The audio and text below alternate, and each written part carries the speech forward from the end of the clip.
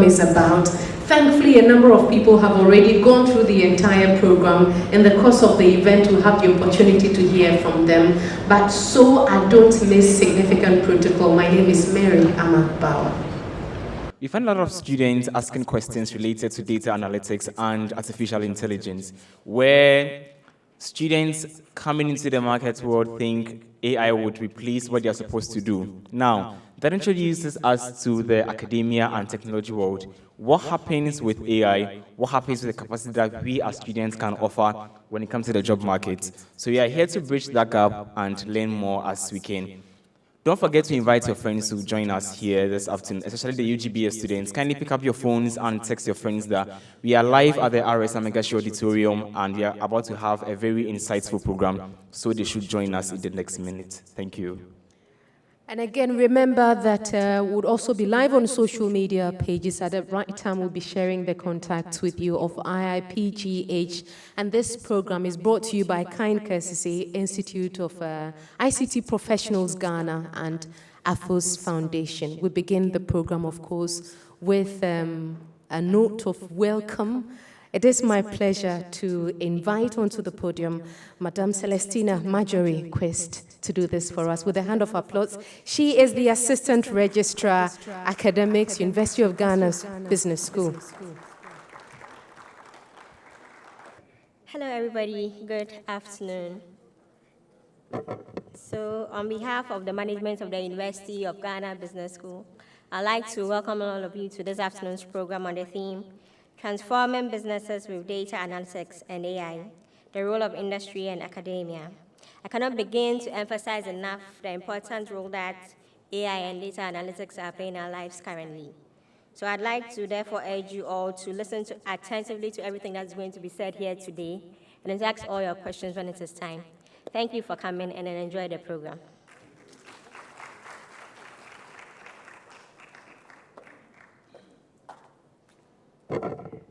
Thank you. That was very brief. I thought you would take the opportunity to do some significant greetings for the afternoon. It's fine, though.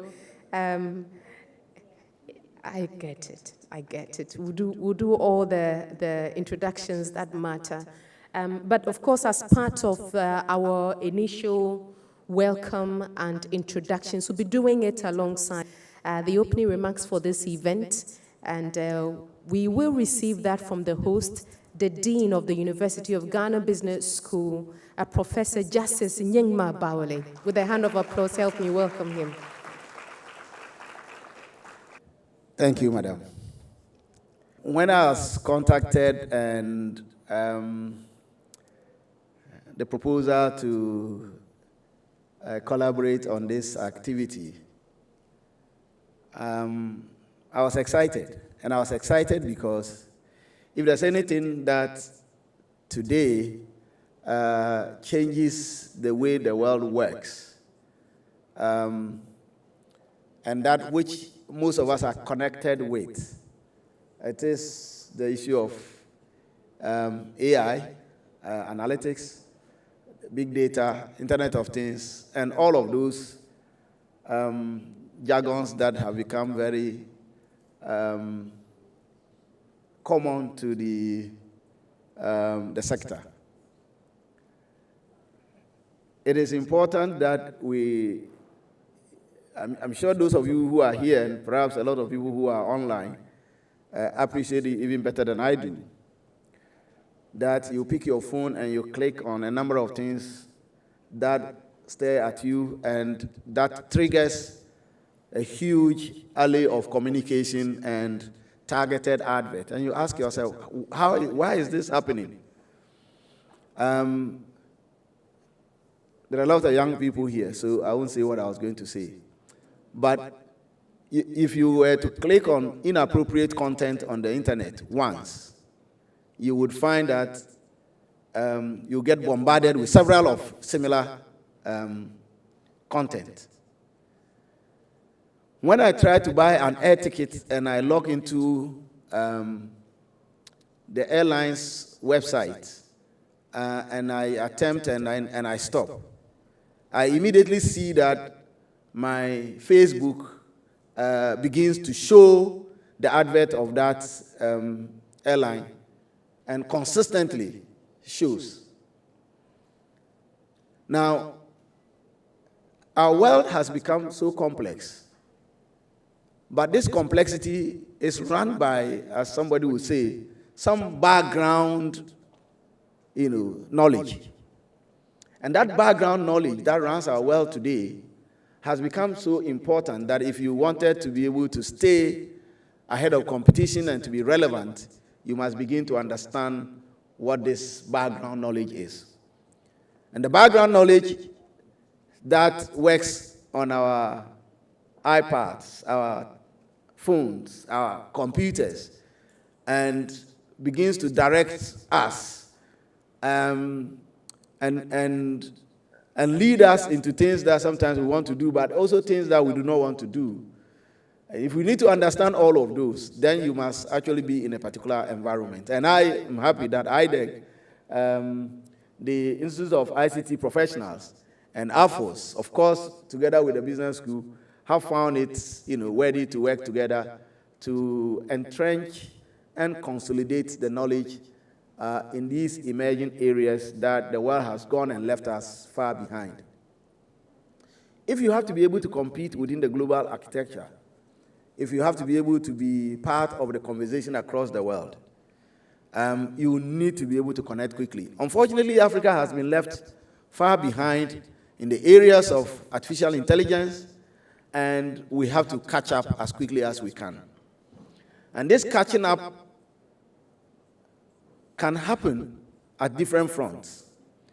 My excitement about this collaboration is that I see the energy is in catching up with the young generation to make sure that they grow up not to become like us. So that by the time you become like us, you are able to compete with your colleagues everywhere else in the world. At the business school, we are not relenting in the kind of education we give to our young ones, but it is the case that we have a curriculum to follow. That curriculum is so regimented that you are often forced to just stay on it and avoid going into other areas. And usually once we get a collaboration like this one, it enables us to be able to touch base with other things that our students so critically need to be able to survive within the world of work, but which we are not providing all. Again, in terms of being able to respond, as a school, we have been mindful. So in terms of our curriculum, we keep revising our curriculum. So our undergraduate program is getting revised to take care of some very critical areas, including areas of artificial intelligence and other forms of IT-based knowledge.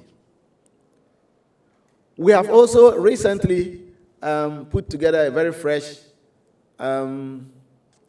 BSc program, and I'm sad to say that the program has gone through the entire process of accreditation only to be stopped at the last minute by the Ghana Tertiary Education Commission. The argument is that the program is too narrow and that it would not properly equip people for the market. What is the program? The program is BSc, Management Science, and Business Analytics. And I asked myself, how can this be? So I intend to challenge that decision. But it's one of our ways by which we wanted to target professionals and to grow the next generation of professionals in this area.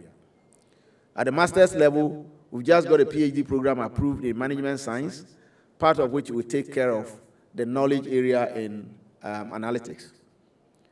We've also got a business analytics program, an MSc approved, and a program in logistics, which all of these actually have great content for the area of AI and ICT generally. So ladies and gentlemen, as a school, we are happy that our partnership with our friends from IDEC, from the Institute, and from AFOS is going to actually enhance our capacity to be able to deliver. We have some great expertise in the house. Dr. Awuni and his colleagues in our Operations and Management Information System Department are our anchors to help us to be able to realize the objectives of this partnership. And as Dean, I can assure you that I am available to support the partnerships and to ensure that there's a lot more we can do together to enhance the skill sets of the young people who must take over the generations to come. And on that note, as a school and as Dean, I want to welcome you to the University of Ghana Business School. The school is a big one. When this was built, we had only 198 students. Today, I have 8,000 undergraduate students, 2,000 per group, a year group, for 4 years. I have close to 4,000 graduate students. So if you were generous enough, you could just pluck us and make us a whole university on its own. And our ability to deliver what it is that we want to do is based on our partnerships with key stakeholders. And this particular partnership, in my view, is going to go far in enhancing our capacity. So I welcome you. If there are people who are watching us online and students who are, if you can, anywhere, and like has been said already, you have your WhatsApp groups. Please put on your WhatsApp group. If you want to record me saying, let all the students show up here, please record me saying, let all the students show up here, and put it on your WhatsApp group and get the rest of your colleagues to join you, because there is something good happening here this afternoon. So ladies and gentlemen, I wish all of us a very fruitful engagement this afternoon, and may we leave here better than we came. Thank you very much.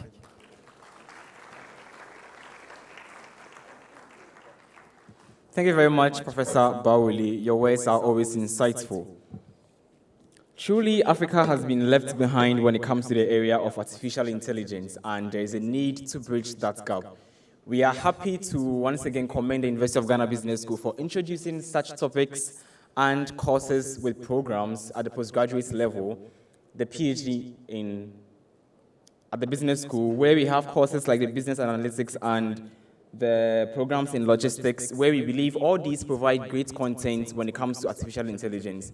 Now there is more to learn and more to tap into, and the person going to do us the honors to take us to the next program on the outline would be the Executive Director of the Institute of ICT Professionals Ghana, and the person of Mr. David Go, who will take us through the overview of Indac-Ted Symposium. A round of applause for him as he joins us up here. Thank you very much. We are very happy to be here. And I'll take you through first the Institute of ICT Professionals Ghana, what we do, and also the Indac-Ted program. But before we start, let me tell you that, yes, the use of AI and the use of artificial intelligence is really real.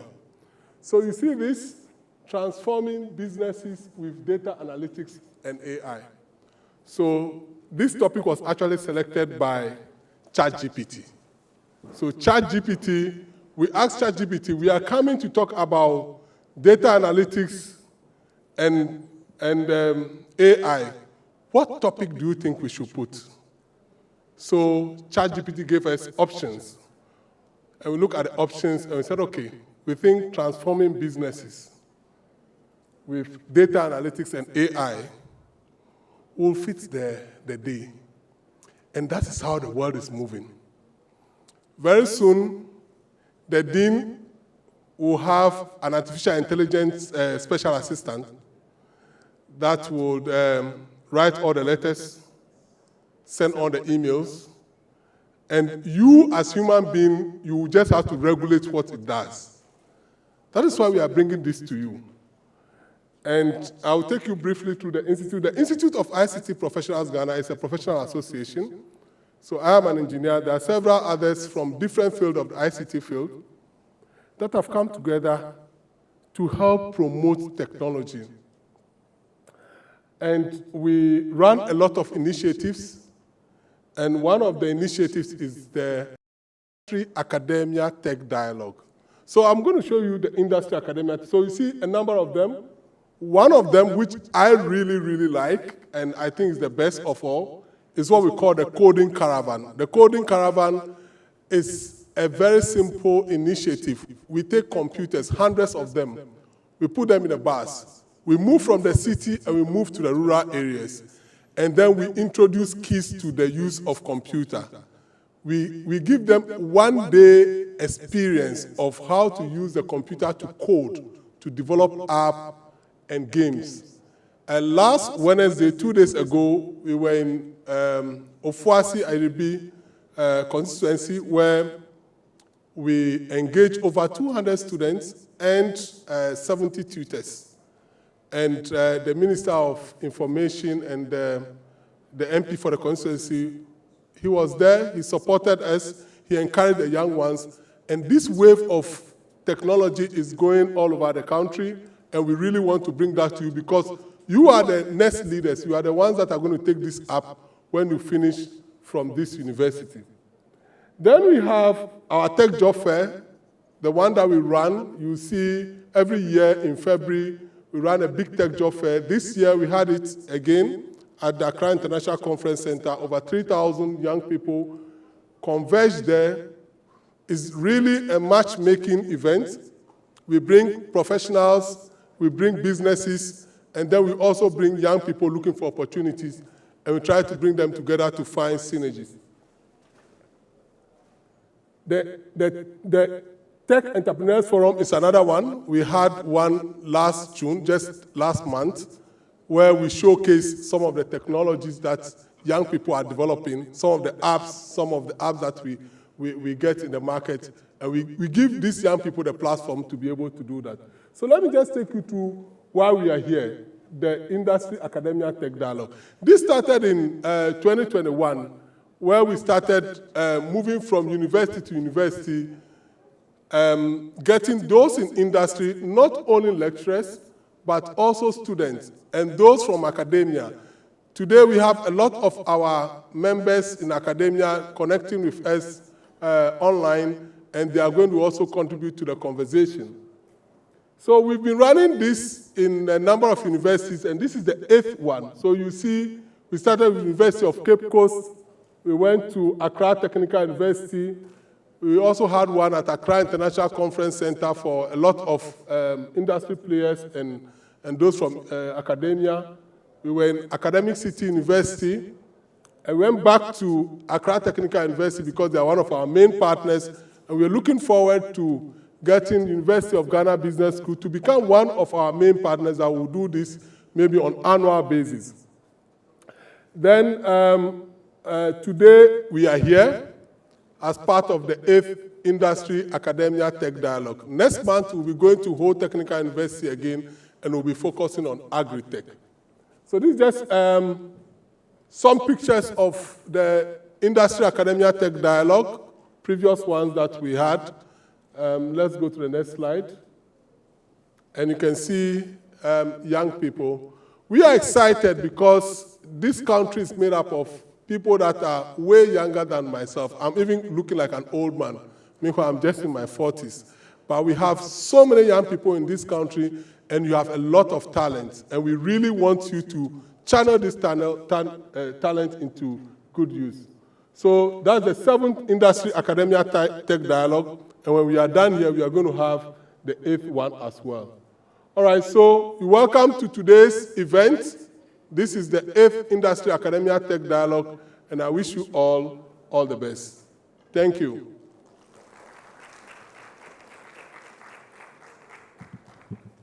Mr. David Go, thank you very much. Let's appreciate him.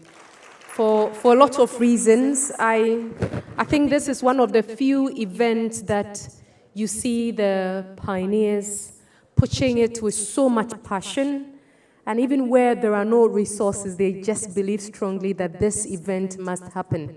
So the program is codenamed the Indac-Ted, and it's the few platforms that we find that young people or participants they are not just left with the skills, but there is a huge platform that is created for participants, mainly students, to have direct interaction with industry, with tech giant, And then they also ensure that there is a close collaboration between participants or beneficiaries of this program and, of course, the people who are within industry. So once again, we want to thank you.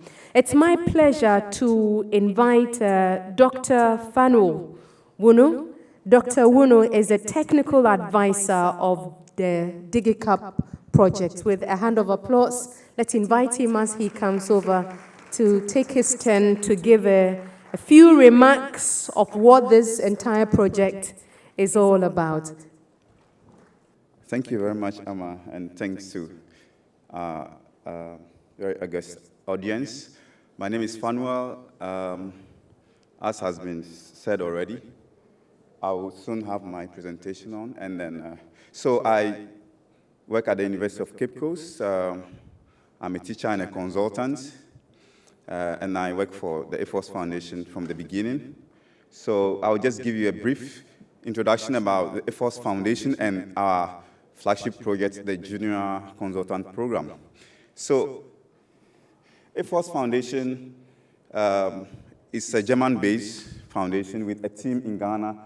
You normally find Hannah, who is currently in Germany for on holiday, and then the administrator of Air Force Foundation Ghana, Cynthia, is here. So anything that you need about Air Force after my presentation, Cynthia is the first person you see on my right and the corner there. Cynthia, can you wave so that they see you? Yeah. All right, cool. So I'm just a consultant for the team, so I'll give you information more about this. So Air Force Foundation, as we said, works currently in the Americas, precisely Mexico, Colombia, and also Africa, Ghana, Nigeria especially, and then also in Germany. So the three areas, the Americas, the European system, and then also in Africa.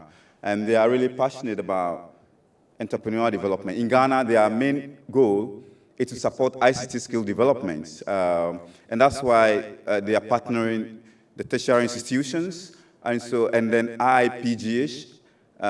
So the goal of Air Force Foundation is to build ICT skills, capacity building, because you know for sure that most of our courses and programs in Ghana are more geared towards knowledge-based, knowledge acquisition. Most of them lack the skills element. So Air Force Foundation trying to help us to bridge that gap between skills acquisition and knowledge.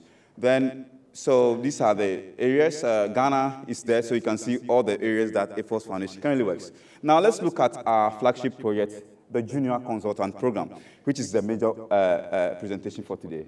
So we all are aware about the Industry 4.0 and what it means for Africa.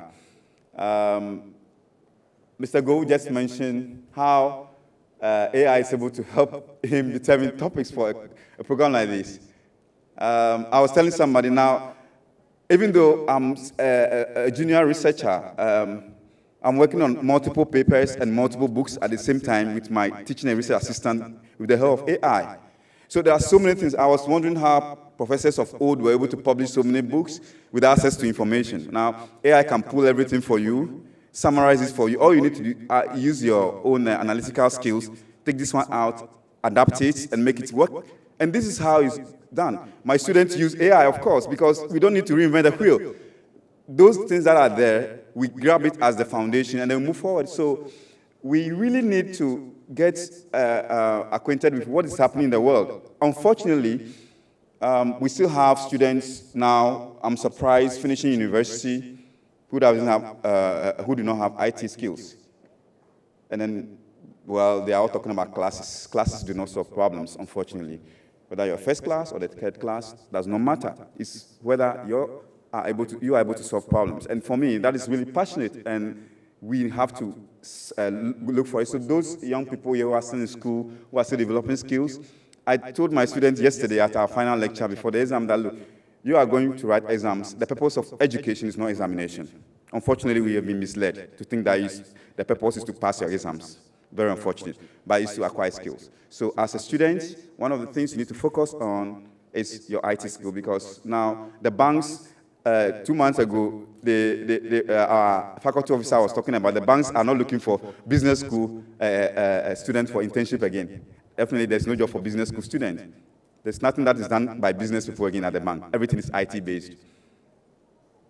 Even now, robots can receive customers better than customer service representatives, right? So you have to add something to your business or whatever skills you are acquiring at the school. So aside the IT, or side by side the IT, are the 21st century skills. Critical thinking, like I said, I use AI and critical thinking, and I have a research paper. Basically, all you need to do is to collect new data, but most of the groundwork will be done for you by the AI. So the junior consultant program actually came to add to whatever the institutions in Ghana are doing by helping our students acquire more critical thinking skills, more communicative skills, creativity skills, collaboration, growth, mindset, citizenship. So these are the things that we are working on. Next slide, please. So what is the junior consultant program basically? You've seen technical or IT skills, you've seen soft skills. So we are in our junior consultant program session, we train students to be able to provide consulting services to industry, basically SMEs in Ghana is our target. So they have background in data analytics and business intelligence, platforms, Excel, database management, website development. And our junior consultants are normally people who have already gone through training in soft skills and IT skills, in addition to whatever they are studying at school. And then they are able to solve problems. So the focus of the junior consultant program is to provide solutions to industry, right? Solutions to industry, and they are really passionate learners. They don't come as experts, but people who are also there or at the companies to learn alongside solving problems. Next, please. So you'll see our junior consultant program in different portfolios. Some of our junior consultants are able to analyze and access data online and wherever, in whichever form, and produce information. They can develop spreadsheets. Sometimes we say spreadsheet, people think it's just Excel, you just open it. But when I spoke to students about this spreadsheet and all that, they know virtually just about 3 to 5% of what even Excel can do. Right? So these are things that we need to let people know. We help them to appreciate the full version. Even most of our young people don't even have access to the certified versions. So they work with the cracked version that do not have some of the features. So we help them to get the right versions and work with it to solve problems. We have also simple web development, international trade. After is right here, UG Business School, you could decide to help all entrepreneurs who are going global or going beyond the borders to be known by a click in Johannesburg. And these are the things our junior consultant can do. And also market research. Again, international trade, even locally. How do you know the demand for your products? I was here, but last month I concluded a project for a German firm who was entering the South African market by IT skills. I can tell you all the key industry players in that industry in South Africa. I have not traveled to South Africa. I don't have a South African visa. But I can tell you everything because of IT. You can imagine the cost of going all the way to Cape Town and to Johannesburg, all over. It will cost nothing less than $5,000. But even the whole consultancy is just about $1,000, so I was able to do it. And this is what our ITs can do. But assuming that you don't have these skills, you're not going to get a job. So I am a qualified PhD in international trade or master's in finance and all that. But the only thing that enabled me to get such a contract is that I can be able to do research in South Africa, sitting here in Ghana. And this is what our young people should learn. And then you can be able to work in the global market. So you see the JC advantage. If you are a student, you shouldn't be worried.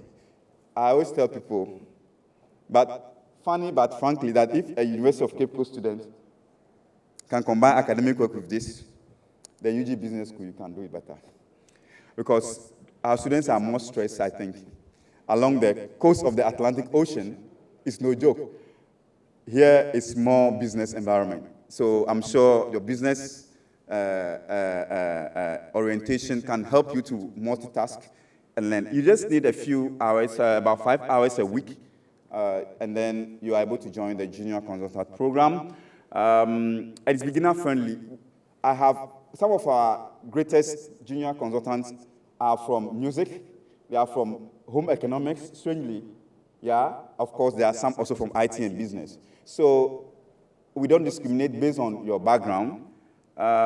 You can combine, as I said, with academic work, and you can, it's very practical. So our training sessions are very practical. We help you to acquire skills and solve problems as part of your training. Okay, so it's not about preaching all the time as you find in the traditional training system here, economical. Initially, it was completely free. Now you pay very little money to get trained in these IT skills. And later we'll let you know how you can go ahead. Next slide, please. So the project currently partners University of Cape Coast and Accra Technical University. Hopefully the next phase may start 2024, then we can expand our tentacles, and I'm really looking forward to working with the Premier Business School or School of Administration, UG here. And how do we select our JCs? JCs are selected from our digiCAP training program. So our digiCAP training program are into business intelligence, data sciences, spreadsheet development, statistics, and all that. Now, you know, in the past, mostly you can do virtually nothing without coding. But now we have low-code and no-code systems through these platforms. So if you are not very comfortable with very complex mathematics, you are still invited. You can be part. And then when you get trained and you have a qualification program with Microsoft, you have access to Microsoft certificate if you undergo the appropriate training. And then when you finish the skills training, you come for soft skills training as well. Then you can now qualify as a junior consultant. We also welcome people who may not necessarily have access to their DCAP training, but who can solve problems to join our team. So young people, wherever you are and you are interested, please look out for us. We can get you some support after this meeting. Next, please. So that's me, Fanuel, Mr. Fosu from Accra Technical University. I don't know if he's here. Mr. Fosu, are you here? Okay, but we can link you. Those of you in Accra, Mr. Fosu will become the immediate source of information here in Accra. I normally live in Cape Coast and Accra at the same time, so I'm all over, but I can also support. So you can just take a shot, and then if you write to us at JC means Junior Consultant at digiCAP.gh.org, it comes straight to us, and then we can be able to provide you some support. I think that is it. Thank you very much, and today we don't have our junior consultant here, but I don't know if the master of ceremony or the mistress of the ceremony has a slot for me for questions, but if there are slots for questions, I'll answer now. Otherwise, please feel free to contact us. Thank you very much for your great audience.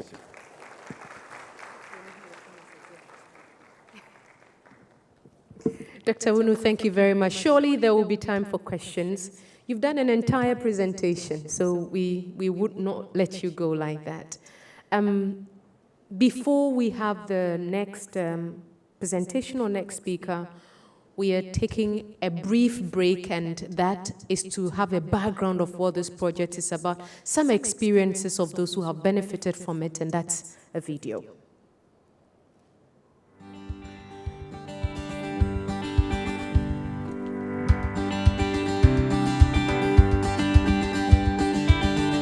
Hello everyone, my name is Felicia Daiboni, a student of the University of Cape Coast, a level 300 BCom in procurement and supply chain management. I joined digiCAP and I studied BI, which were taught how to use the Power Platform to help us. After completion of those studies, the JC was introduced, where we could use those skills we've acquired in real life. In my JC, in time of service, I worked with my team, and my team was working with the Ghana Grow, which was an NGO, and their problem was viewing or comparing data they had. So we were in charge to make a dashboard for them to be able to view some items in their data. And through this, I was able to learn how to work in a team and also be time conscious. I will entreat everyone to join this program because it doesn't only equip you with the skills you need, but also teach you some values like how to manage your time, how to work with other people, and equip your ability to work as a team. Thank you.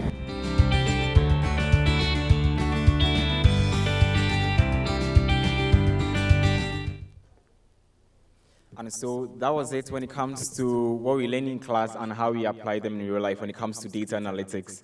We now move on to the next item on our activity lineup, and we would have Mr. Ambrose Yena, the Executive Chairman of Indac Digital, to introduce Indac AI Center of Excellence to us.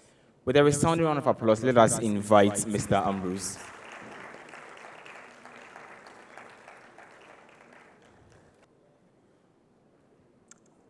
So, I'm Ambrose Yena of Indac Digital. Grateful to be here.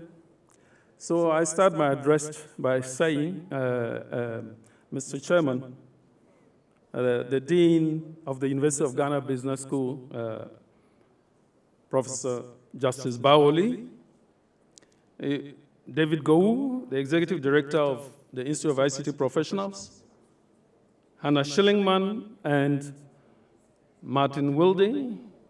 They may not be here, but they are the consultants for AFOS Foundation. Our guest speaker, Kwesi Kofi, distinguished panelists who will be joining us very soon, partners and sponsors of Indac-Ted 2023, the deans of the various faculties, industry and tech entrepreneurs, students, the press, and all here present. It gives me great pleasure to be invited by the Institute of ICT Professionals and Partners to the 2023 Industry and Academic Tech Dialogue, Indac-Ted, to do the presentation on Indac AI Center of Excellence, the first of its kind in Ghana. Indac Digital is a cutting-edge IT firm established in 2020 and has been working hard to revolutionize education by harnessing the power of artificial intelligence to deliver IT solutions and services in Ghana and Africa. We live in an era where AI is transforming industries, and education should not be left behind. Indac Digital is at the forefront of this transformation, empowering young graduates and businesses alike to embrace the potential of AI and stay ahead in an increasingly competitive IT environment. The Indac Group of companies was established in 2004 and has been in operation as a 100% owned Ghanaian company for the past 19 years with 14 shareholders. The consulting unit in 2020, at the outbreak of COVID-19, expanded its scope to include IT and digital solutions and services. Indac Digital is therefore a startup tech company, 3 years old, but has been breaking new grounds in the technology space. After the launch of the Indac Center of Excellence, we organized the first ever Africa Digital Forum, bringing stakeholders to discuss how to position Africa in the digital transformation agenda and be global participants. Indac Digital went ahead to organize a Tech Engineers Roundtable to push forward the conclusions arrived at from the Africa Digital Forum. I'm happy Professor Bawoli has been part of this process. He was a panelist and presented a paper at the first Africa Digital Forum here in Accra at the Best Western Premier Hotel. I think Prof has just stepped up. Thank you, Prof, for being part of this development program. And we are happy to be here in your own backyard today. Indac Digital sponsored the first ever Africa Technovate Awards and Fair in 2021 with 5 African countries participating and 17 tech companies and individuals winning awards. To enhance and cater for the training needs of industry players, students, tech enthusiasts, IDEC Digital set up an AI Center of Excellence with a state-of-art tech equipment for the comfort of workers from organizations, institutions, and students. IDEC Digital, as part of its program to deliver top-notch services to our target clients, went into a consortium partnership with Academic City University College, the Institute of ICT Professionals Ghana, and 7W Artificial Intelligence Company of Slovenia. Indeed, Slovenia is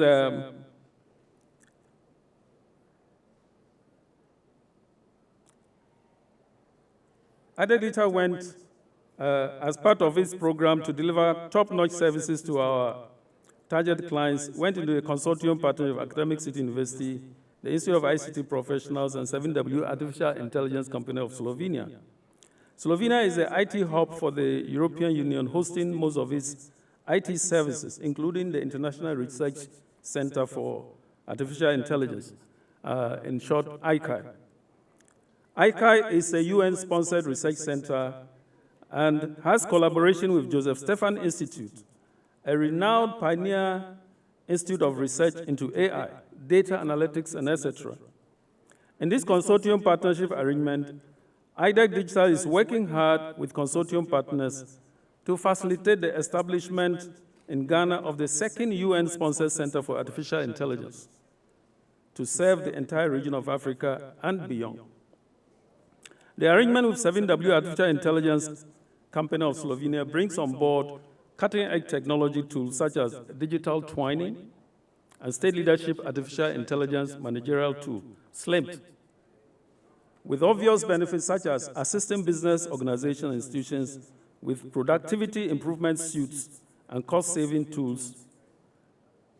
Our products at IDEC Center of Excellence, Digital Center of Excellence is what?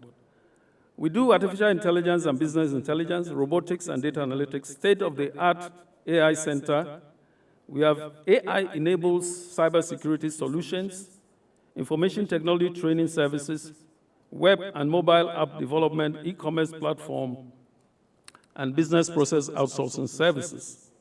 We have a data center, cloud management, migration, and cloud support service, and we do management consulting. Our products, we have a MOOC platform that's a massive open online platform for e-learning. We call it Africosity. We have an enterprise resource planning platform, schools management system called IDESIA, which helps you to run a school or manage your university or any school system. Then we have a students' e-learning platform, QuickNotes. You can get it on quicknotesonline.com. And we have an IT educational website called technewsglobal.com. We have other programs running as, for example, IDEC Academy Series. We give free lectures on relevant topics. We have the Africa Technovate Awards I've just mentioned, and we have Tech Engineers Roundtable, and we have AI Africa Series. We, as a company, have registered with several licensed authorities and institutions, such as CTVET as a training service provider, the National Information Technology Authority, Data Protection Commission, the Institute of ICT Professionals, Association of Ghana Industries, Ghana National Chamber of Commerce and Industry, Invest in Africa, Ghana Export Promotion Authority, and the Public Procurement Authority. Our clients cuts across Ghana, Cameroon, Slovenia, and the UK. Our team, we have a team outside there with flyers and pull-up banners and information leaflets that if you want any further information on the company, you may have access to.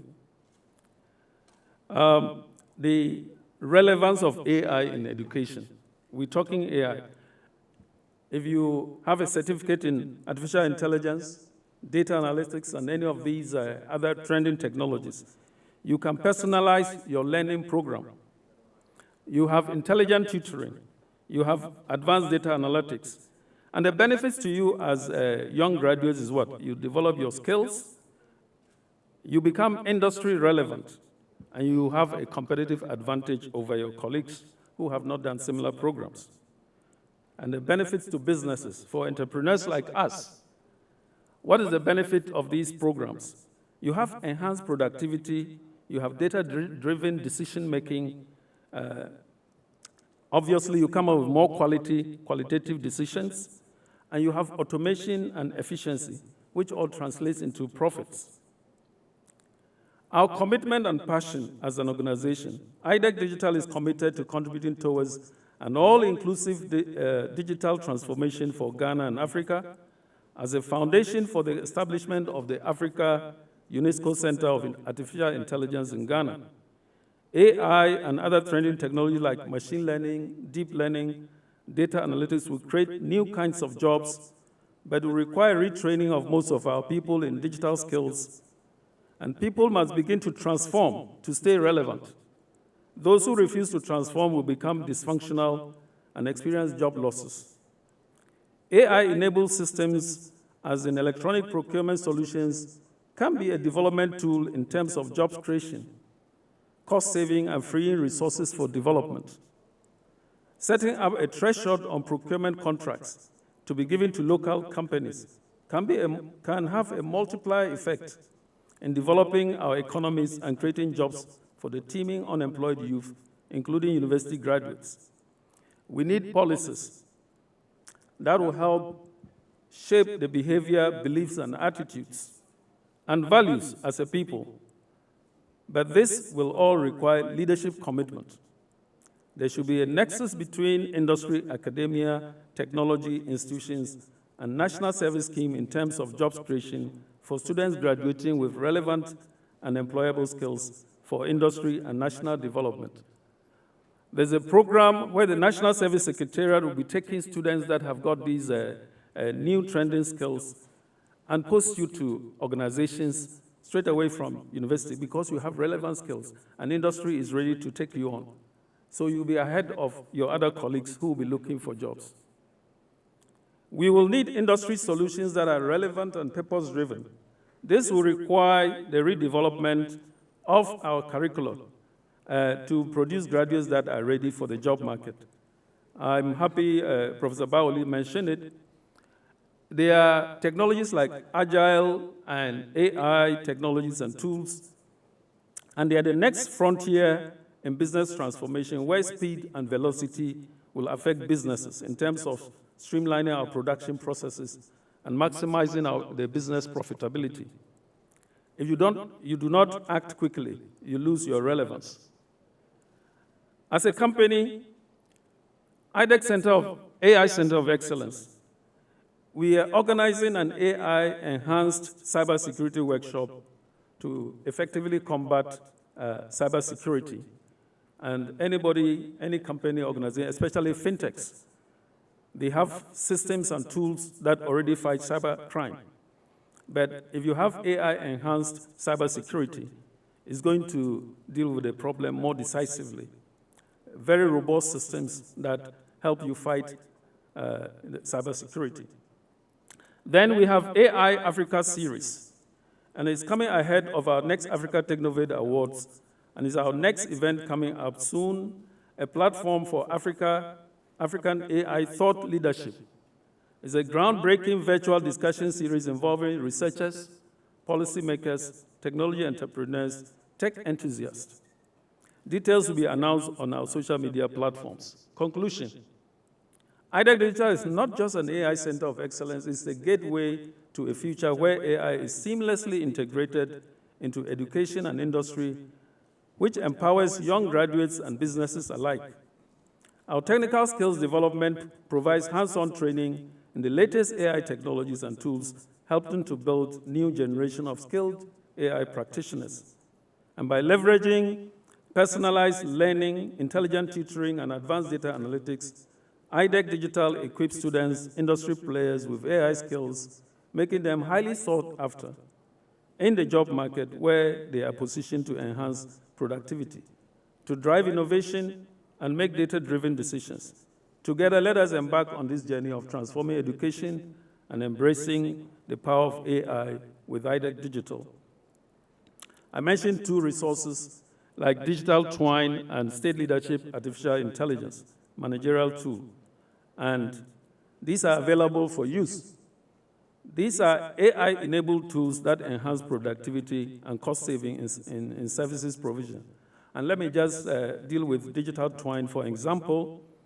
You can use Digital Twine in manufacturing sector, in the health sector, in the energy sector, in transportation and construction, in the retail sector, and in governance. The consortium partners will continue to identify and establish a network of professionals in Ghana, Africa, and the diaspora, and work to improve and expand their institutional capacities in digital skills education, in artificial intelligence, and related fields, such as decision-making based on data analytics, agriculture to increase agricultural output and quality standards, mechanical engineering for robotics and automation, surveillance to help stamp out illegal mining, as in Galamsey, and surveillance on anti-terrorism, property identification, classification, and revenue mobilization in terms of property taxes, application for medtech and fintechs. For example, in the fintech space, we have AI-enabled cybersecurity tools to fight cybercrime. Before I end my presentation, let me pause to mention this as a cross-cutting issue, that AI cannot stop environmental degradation. AI cannot manage waste and pollution. It takes human beings working with scientific tools and applications like AI and other trending technologies to do just that, with a view to protecting the environment that God has entrusted us as stewards. So the responsible use of AI is hereby advocated for by IDEC AI Center of Excellence. Ethics, standards, and regulation would be required. And if we would, as human beings, make maximum use of these scientific tools and applications, but with a duty to make responsible use of the Earth's resources to preserve them for posterity. I stand for AI and scientific innovations and our creativity for the good of humanity and the world at large. How about you sitting here? Where do you stand? Scientific developments cannot be stopped. We need to embrace them and use them for development for the good of humanity. Thank you all for the rapt attention, and may God bless us all.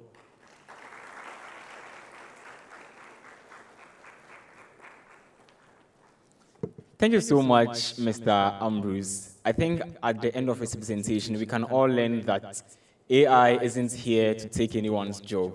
Just like a switch, it needs somebody to trigger it for it to start working out. Now, I would want to say this to Mr. Ambrose. If you are considering enrolling new students, kindly consider me to be the first person, because I think it is getting much interesting. Initially, we don't find students having so much interest when it comes to data analytics and stuff that has to do with tech and IT. We find that amongst our friends in the classrooms when you're having courses that cut across computer and its related activities. But listening to what our speakers have for us now, I think we are growing more interest in this particular field. So that was it from IDEC AI Center of Excellence, and we went through some of their products and services when it comes to robotics, AI, and then data analytics. We have realized they champion projects that develop our skills as graduates and students and employees of businesses. They also make us industry relevant and enhance productivity when it comes to businesses. We've also realized they give more quality decision-making processes, and in everything they do, they help us maximize our profit. We look forward to details on the enrollment process, and we are positive a number of students here would want to be a part of your institution. Now, ladies and gentlemen, let us give a round of applause to IDEC AI Center of Excellence. I believe the products and services they offer to the students and businesses have become very relevant, and day in, day out, it is making more businesses grow and more skills developed. At this juncture, we may now have the guest speaker to address us. With a resounding round of applause, let us invite Mr. Kwesi Kofi, who is the CEO of Dataware Technology, to give us his address. My name is Kwesi Kofi, and I'm happy to be here to share some thoughts on this very important topic. Now, I remember that when David contacted me about this talk, and when it was eventually agreed that I'll be doing this, I was a little bit, conflicted in the sense that I've realized that in the industry that we have in Ghana and beyond, by extension the African continent, we have, can we have representation up? Businesses are grossly underutilizing the technology of artificial intelligence. So my main objective with this talk was to inspire action by sharing my perspective. So I'm happy to be here once again, and I'm happy to be sharing this conversation with my panel. And so during this presentation, I'm going to be talking about a number of things, and I hope that all of this will inspire us to ask questions during the discussion period.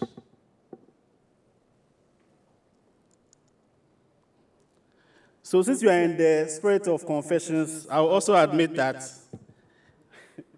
my outline was heavily influenced by ChatGPT.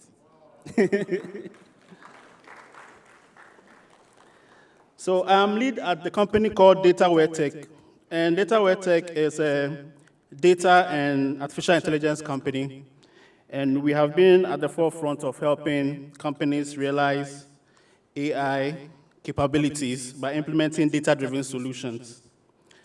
And we've been a partner with Microsoft for close to 4 years. And so when OpenAI released its ChatGPT, we experimented a lot with it. And I'll tell you, even me as an AI person, some of the things were mind-boggling in terms of how it can be applied. So I have sectioned my talk into 3 main parts. Technology always wins. Who agrees with me? Okay, not too many.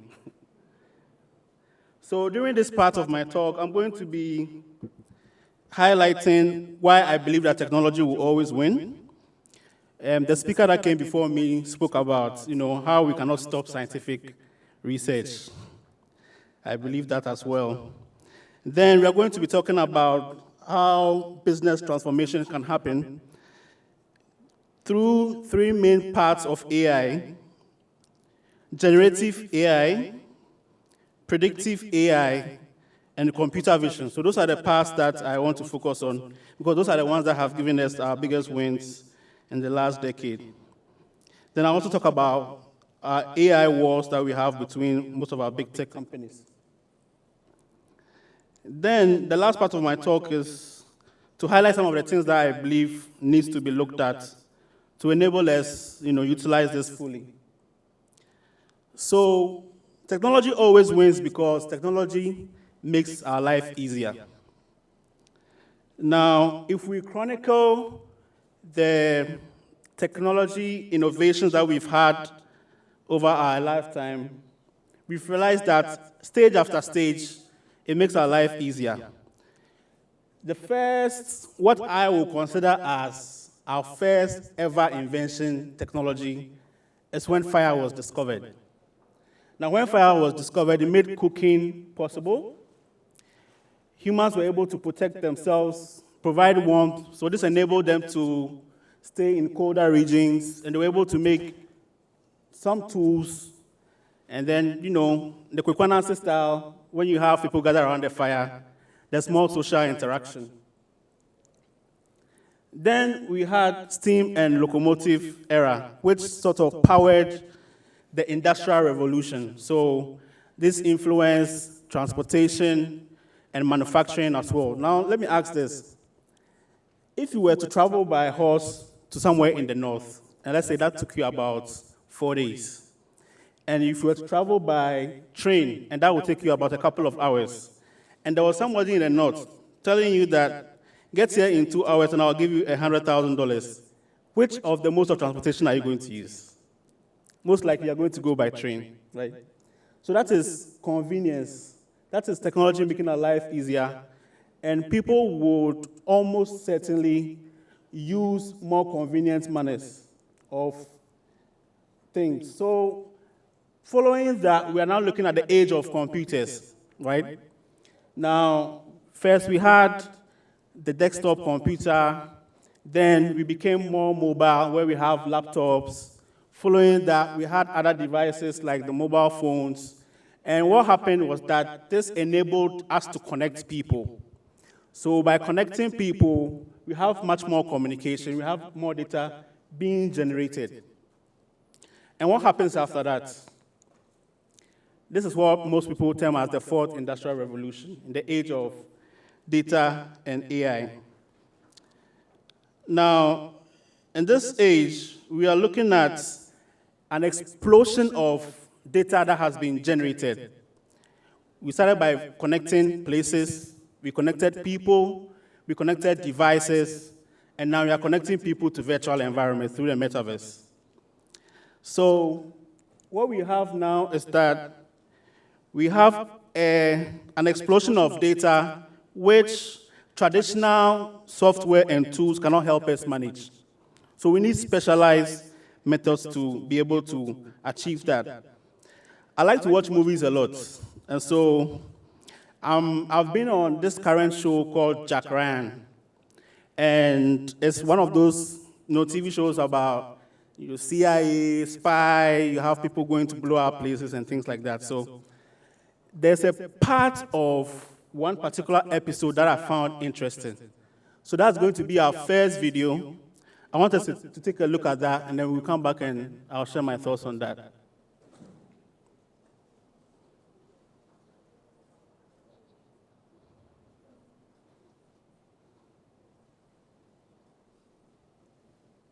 So while they are bringing that up, let me also say that, unfortunately, I wasn't able to get the English versions, but there are subtitles. So I hope you can either speak French or you have very good eyesight. Are we ready? Moussa. Je prononce correctement? Moussa.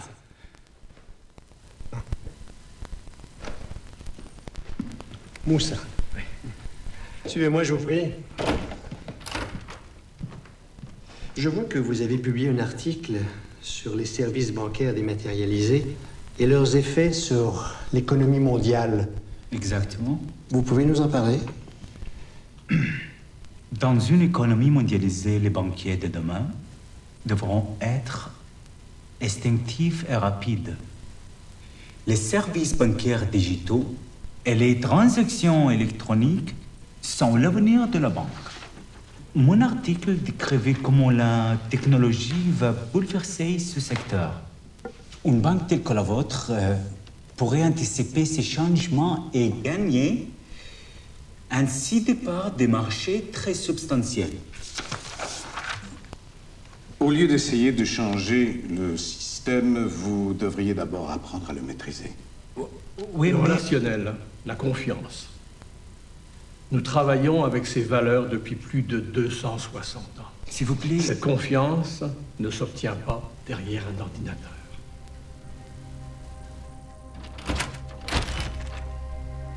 Okay, thank you.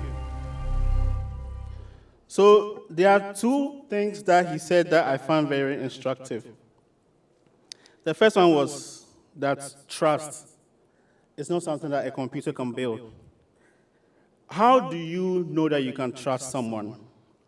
I believe that you can trust someone when you can expect a certain behavior at all times. If that behavior is predictable, then you can trust that. The second thing was relationships. How do you know you have a good relationship with somebody? when you know certain things about the person and they treat you in a manner that you respond positively to. Those are all things that establish that. So how do we establish that over a computer software? Through data analytics, any service provider knows exactly what you want. Sometimes they know it even before you get introduced to it. So with predictive AI technologies like churn prediction, you are able to tell which customer you're likely to lose, and also recommender systems. So any service provider can know, based on your past behavior, what you would like, what you're likely to like, right? And so by knowing that about you, they're able to establish some form of relationship with you. And this is something that is possible, and any service provider can do much better than any workforce that you can put together. And so that will be our first video. And I hope in the discussion session, we can explore that further. The second video I want us to talk about, or I want us to watch, is a video that introduces a tool Microsoft has built called the Copilot. Now, Microsoft is one of the major backers of OpenAI. And so when OpenAI released its ChatGPT about a couple of years ago, there was a huge uproar about the power of the generative AI technology. And I'm sure even here on campus, there must have been, a lot of back and forth when students try to use it to create assignments and things like that. So let's look at that video. We'll look at how Microsoft is including or incorporating the power of OpenAI's ChatGPT into its suite of Microsoft products: Microsoft Office, Word, Excel, PowerPoint, and Outlook. So can we have the second video?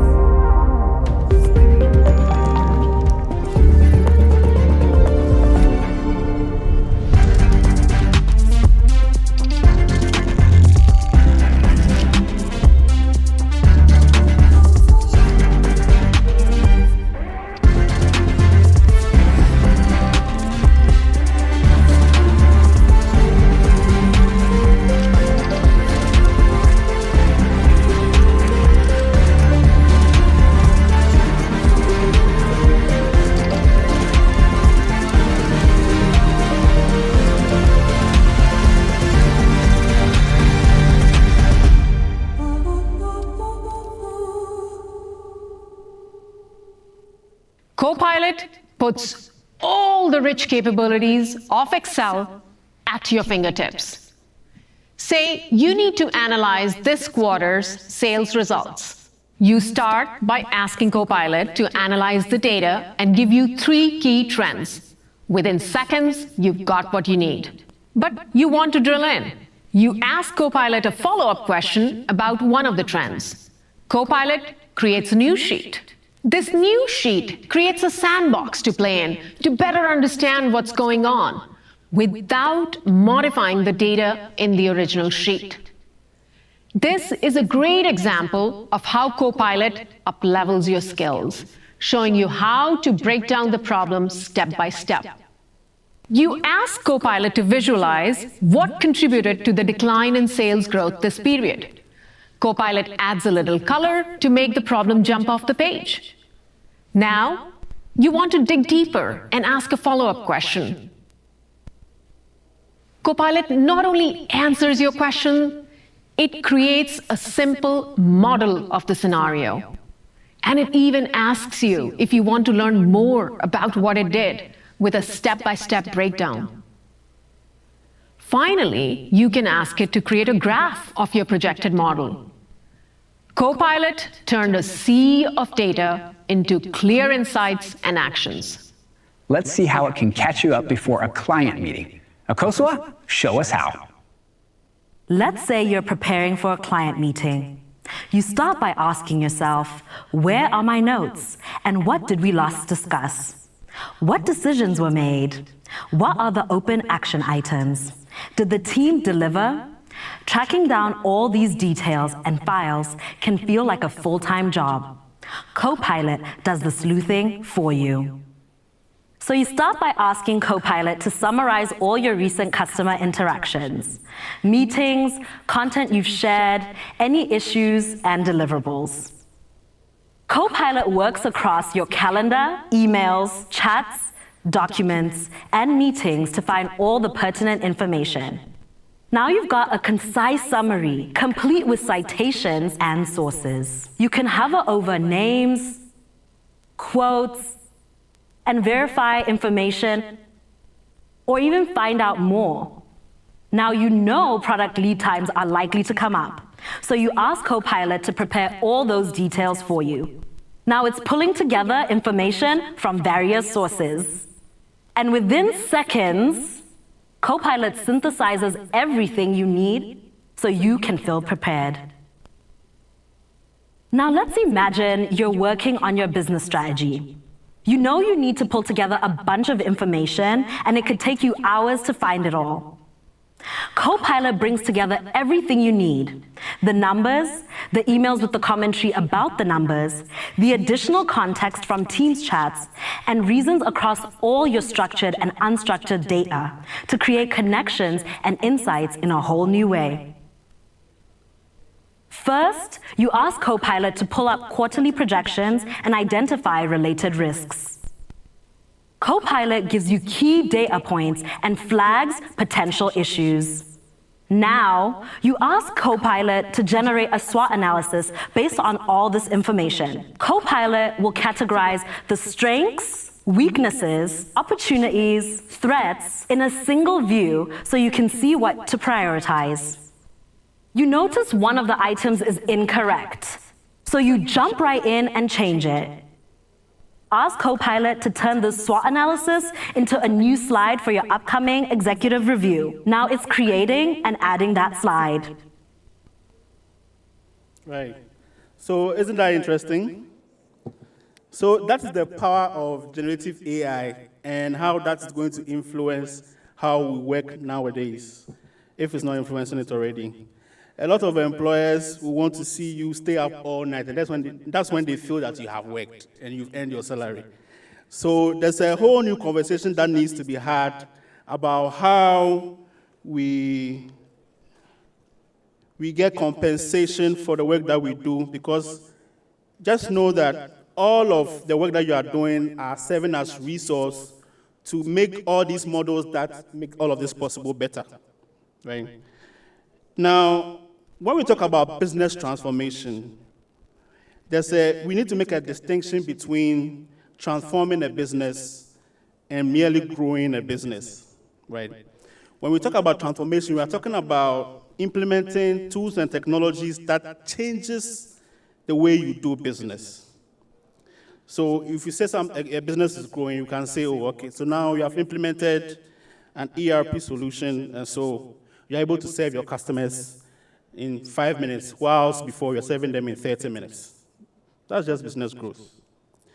When we say a business has transformed, then it means the business model itself, in terms of how it gets revenue, what the cost line items are on their financial statements, transforms in a manner that makes the new business look different from before.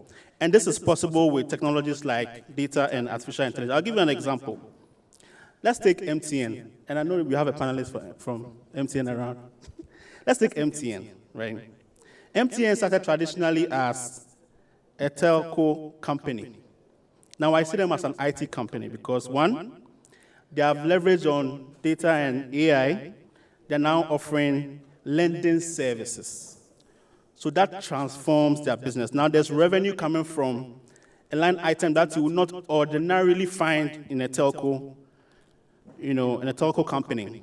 On top of that, they have built a whole ecosystem of financial products, insurance, savings, all on that. And all of that is based on data that they have on you, right? So, moving on, what are the critical elements that influence a business transformation? Charlie, data accessibility. Data is not accessible for companies like us who want to leverage data to build AI-driven solutions for the markets. Sometimes even in companies themselves, data is sitting in silos. So you have marketing using a different software, sales using a different software, finance using a different software, and all of them have data sitting all over the place. And so they're not able to utilize it properly. So that is one of the biggest challenges, accessibility to data. Now, even when the data is accessible, data quality. Any data scientist will tell you they spend more time cleaning data than in building models. So that's one of the biggest challenges that we face in this industry that needs some attention. Then there's the need to also foster a new culture in organizations. In some of the projects that we have worked on, we've realized that sometimes not everybody wants what we call data democracy, right? Now, let's say if you build a traditional BI solution for any company, what happens is that based on access rights, you can have anybody in the organization having access to insights to aid their decision making. But not everybody wants that. There was one project that we're engaged in, and so at the preliminary stages, we met with the data team, we were doing some back and forth. I was so excited, like, wow, this tool is going to help you so much. Everybody in the organization will see how you are performing. Then there was a little body language that made me realize that, no, I was not speaking the right words. And so the next word that came out was, no, we don't want everybody to see. They have to come to us. We are the blood of this organization. And so at the back of my mind, I'm thinking, what true benefits do you get from protecting these insights? If somebody in marketing can have this insight to aid their decision-making, like we saw on Copilots, where if the data is accessible, they can tell what is causing the decline of a particular sale of a particular product.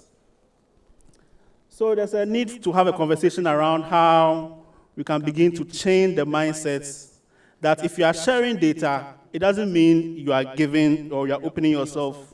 It doesn't necessarily mean you are opening yourself up for more scrutiny. Another element that we have realized is that in delivery of insights, in any organization or in most organizations, you have a small data team, and what they will be doing is that they'll be responsible for responding to queries from various departments. We have found that this is not sustainable and it's not scalable. And so together with fostering a new company culture of being data-driven, we also believe that we must begin to build data literacy into every person in the organization to help them appreciate data and insights better. Now, let me share, it's not all gloom or all bad news. Let me share some good news. There are companies in Ghana that are doing amazing stuff, and I'm going to shine the light on a few of them. Before I do that, let's look at some industries that have been impacted by data and AI, and in which ways that has happened. When we take agriculture, using data and analytics, we are able to predict crop yield by historical and current conditions. Now, if you have information like this, you are able to plan your marketing activities, your storage activities. You can rely on data like this to build a form of a credit history to access funding for expanding your business. Variable rate technology enables the application of farming inputs in specific amounts that are needed. So, there's a whole movement around increasing food, on the globe. And technologies like this enable us to utilize the small resources that we have efficiently to get the maximum output.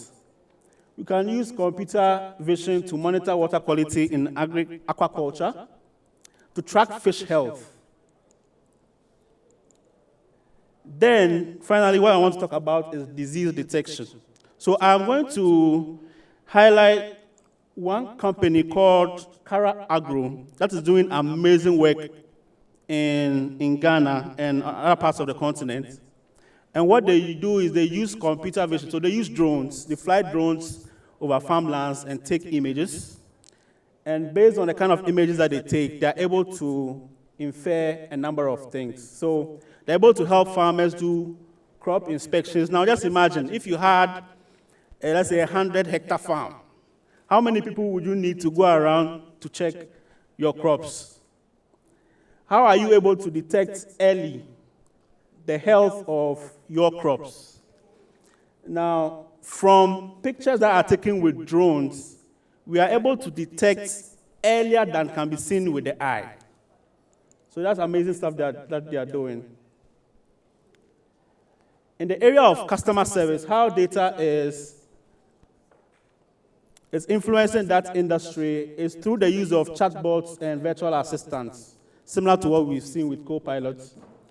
Widely used to handle inquiries for customers, so it's not so robotic, using natural language. Using natural language, you're able to translate inquiries in different or multiple languages. So if you're an English-speaking company, you can serve clients who speak other languages. Using data analytics, you're able to personalize. Now, let's take our mind back to our neighborhoods, right? If you were to go to a grocery store that you frequent a lot, let's say 5 times out of 6, when you go and you ask for milk, they ask you, what milk do you want? You say, well, Ideal milk. I'm not doing advert for Ideal. You say Ideal milk. Now, if you are to go the 7th time, what brand of milk do you think they are likely to give you? Ideal, right? So it's easy for small businesses to tend to, let's say if you have 100 customers, they know you on a personal level. But if you are to scale that up and you have 100,000 customers, how are you able to provide that personalized service to each and every one to make them feel special? You can use data and AI. You are able to provide personalization at scale. So for every specific customer that you have, you know what they want and you can offer them exactly that. Using customer analytics, you can analyze customer data to identify patterns, trends as well. Now let me introduce you to another amazing Ghanaian company called Pinzera. This company just came out of the MEST, the Meltwater Entrepreneurial School of Technology. And they are doing an amazing thing with building an AI-powered assistant that will enable businesses to take orders, right? So the AI assistant will respond to customer inquiries. It can complete sales.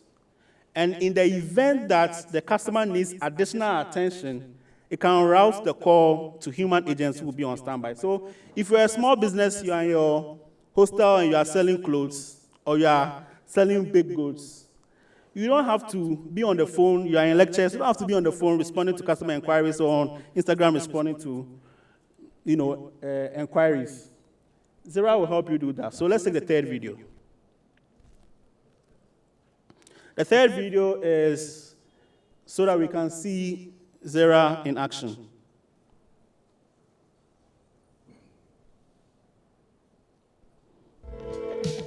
Welcome to Big Square, Nairobi. I'm Zera, your friendly automated assistant. What can I get for you today? Hi Zara, do you have any milkshakes available? Yes, we do have milkshakes available. I would like the small size. Sure thing. Anything else I can help you with? No please, this will be okay for now. All right. Have a great day.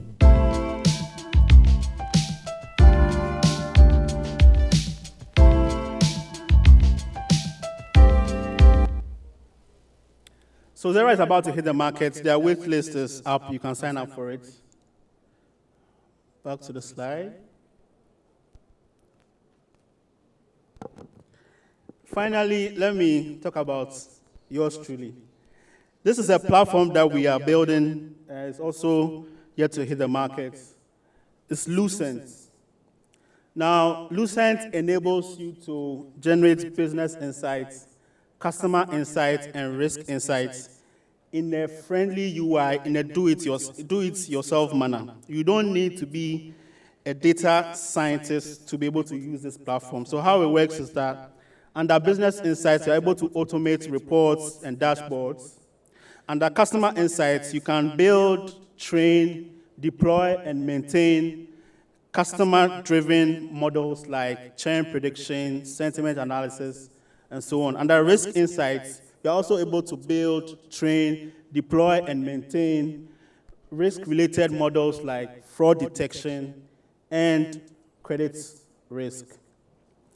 Now, the final part of my talk is how we have more work to do.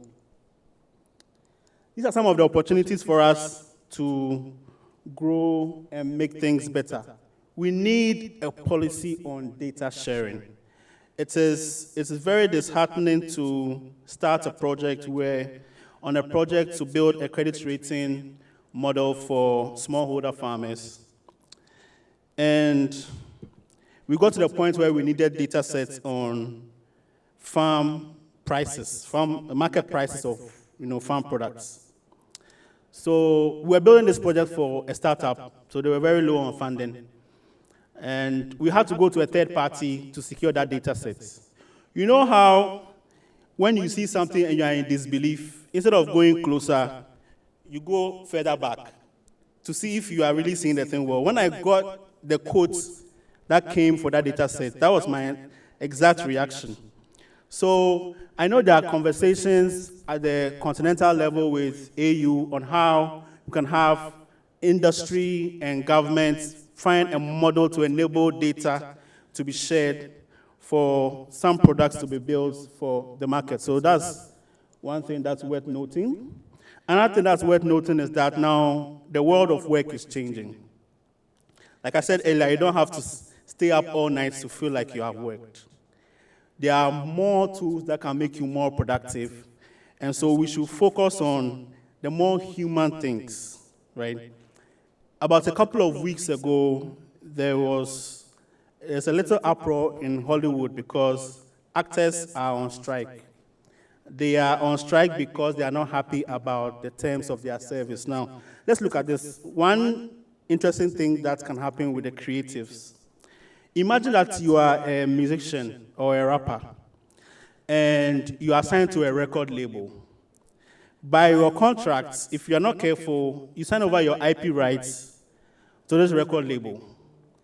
How many of us have heard the AI-generated Drake song? You have. So imagine that a record label has the likeness of your voice, your image. They can generate songs without you even being there. So what kind of compensation are we putting in place for our intellectual property? And what are the steps or the models that we are going to put to foster in the new way of work, which will mean that you might just do something once and you're not needed anymore. So what happens to you? Now, the elephant in the room is data security and privacy. How do we ensure that data sets that are used to train all of these models are used in a responsible manner, right?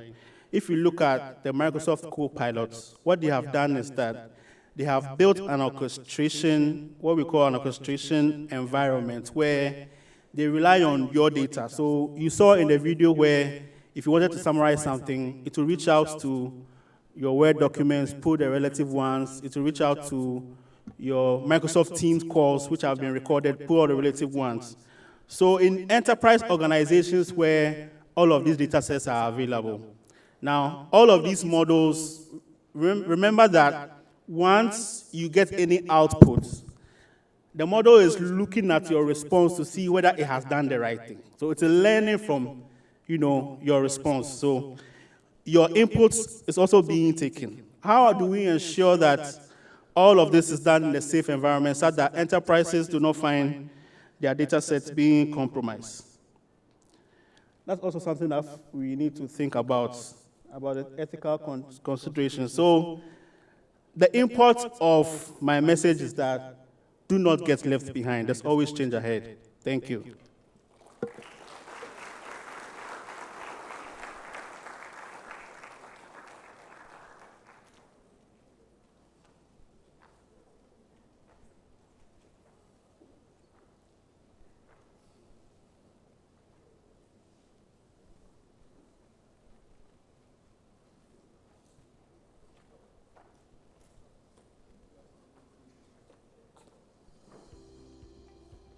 We apologize for the break.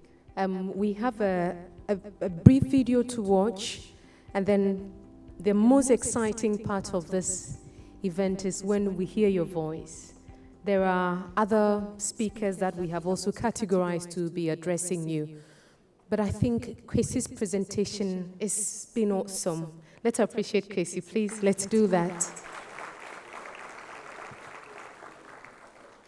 And as I listened to Kwesi, I told myself, our world is not changing. Our world has changed. It has truly changed. And if that change is yet to dawn on you, then you possibly are the right place.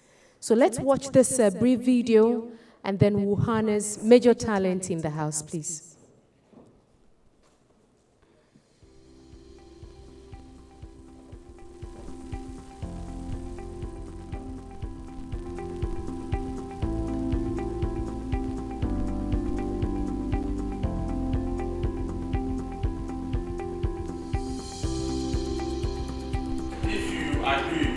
Shout a big good afternoon. Yes. This quarterly event, this quarter, is looking at a significant theme: technology as an enabler of the creative arts industry. Today is a very nice day. We are all here because of Indac-Ted, Industry Academia Tech Dialogue. And you have two main words in the caption. One is industry, another one is academia. In the other days, you will not believe how far creative art can take you. But today, I think the reality we see on the TV, just around us, we know that we are living in a different reality. But here we are today, we are in a bigger auditorium. We've been in bigger auditoriums since our first program. And here we are with the 7th edition. Our aim is to give students from various fields of study ICT skills that enable them to land better jobs. This is how things will progress, and it will even get quicker, and therefore there is a huge labor market that needs to be filled. There will be jobs in the coming years and employers that will be looking for people, and it's already ongoing. I'm happy we are talking about creative arts, and I'll also talk about how these things all fit into the next industrial revolution we're talking about. We're here to help trade for good and help the little guys also be able to access the global market. You know, normally they say creative arts, and I also want to say creator arts, because we create things. It's not just how nice the thing looks, but we create them. The chair you are sitting on, the dress you are wearing, it was created. Usually, it's more like passionate to give out, because they are fresh out of the unis.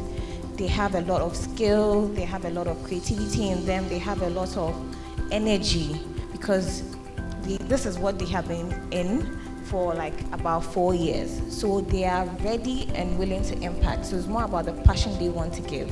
So that is where I see, especially when it comes to the fresh graduates out of school.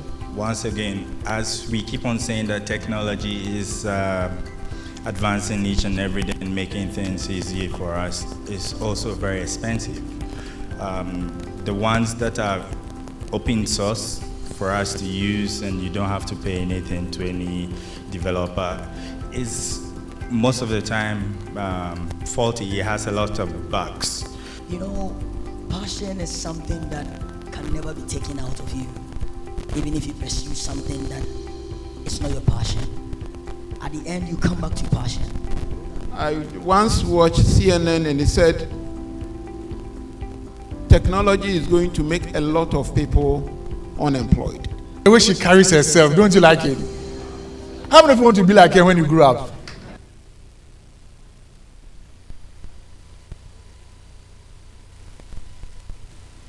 Ernest, I didn't know your voice was the last one we're going to hear on this clip.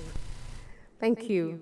So we're going to have a very quick session with these significant people we have this evening, afternoon, evening, and then you will have the most awesome time with them. The session is going to be a panel discussion, and then we would still have them on stage to engage them in an open forum so you can ask your question. I want to believe that throughout some of the presentations, you're able to script down your questions. If you are not able to, at least some of them are still fresh in your mind, especially Chrissy's presentation. So I'm going to do a very brief introduction of our panelists. We have Professor Ernest Christian Winfo. Professor Winfo is the Dean International Programs and Institutional Cooperation, Accra Technical University. Let's appreciate him, please.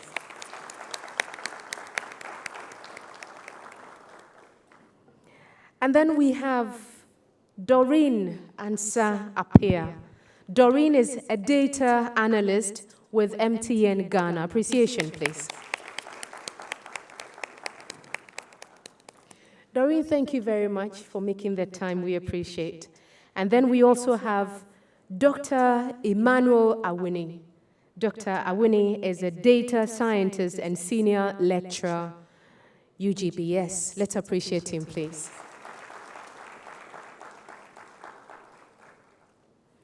Doc, you seem to have a lot of funds.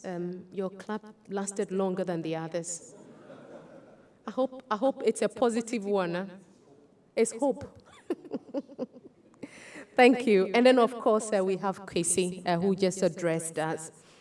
So this session will pick up a preliminary comment from our panelists, because I believe that throughout the presentations that have been going on, they have an idea or two to share, specifically in their domain of influence, where they work, where they function, the data that they've been dealing with over the years and how gradually things seem to be changing. The people that they used to rely on, and now because of AI, these people are no more as significant or as important as they used to, because there is an application that can do same or something similar or better for them. So we'll begin with Professor Winfo to pick up his initial thoughts for this event. Prof.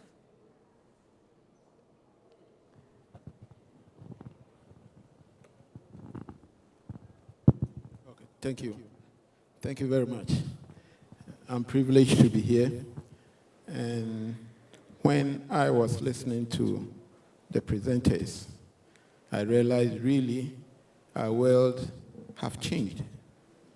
And I always get more confused and distracted when I attend programs like this, because I look at the pace at which the world is changing, and I look at my environment where I work. I ask myself, how do we cope? What do we do? AI is doing all the type of questions I ask my students. So what type of questions should I ask? I was watching Kwesi's presentation, and then, is it co-pilot? What do you have to do again as human beings? That is a challenge. And I believe my era was pen and paper. They will always tell you, get pen and paper and you'll be working. But the era now, pen and paper is no more. We are in the fourth industrial revolution. And I believe the answer to the way forward is you. Thank you very much. Thank you very much, Professor Winfo. Doreen. You can change your. Hi. Hello. Okay. Good afternoon, everyone. Good afternoon. And thanks for having me. I'm excited to be here. Thanks for inviting me.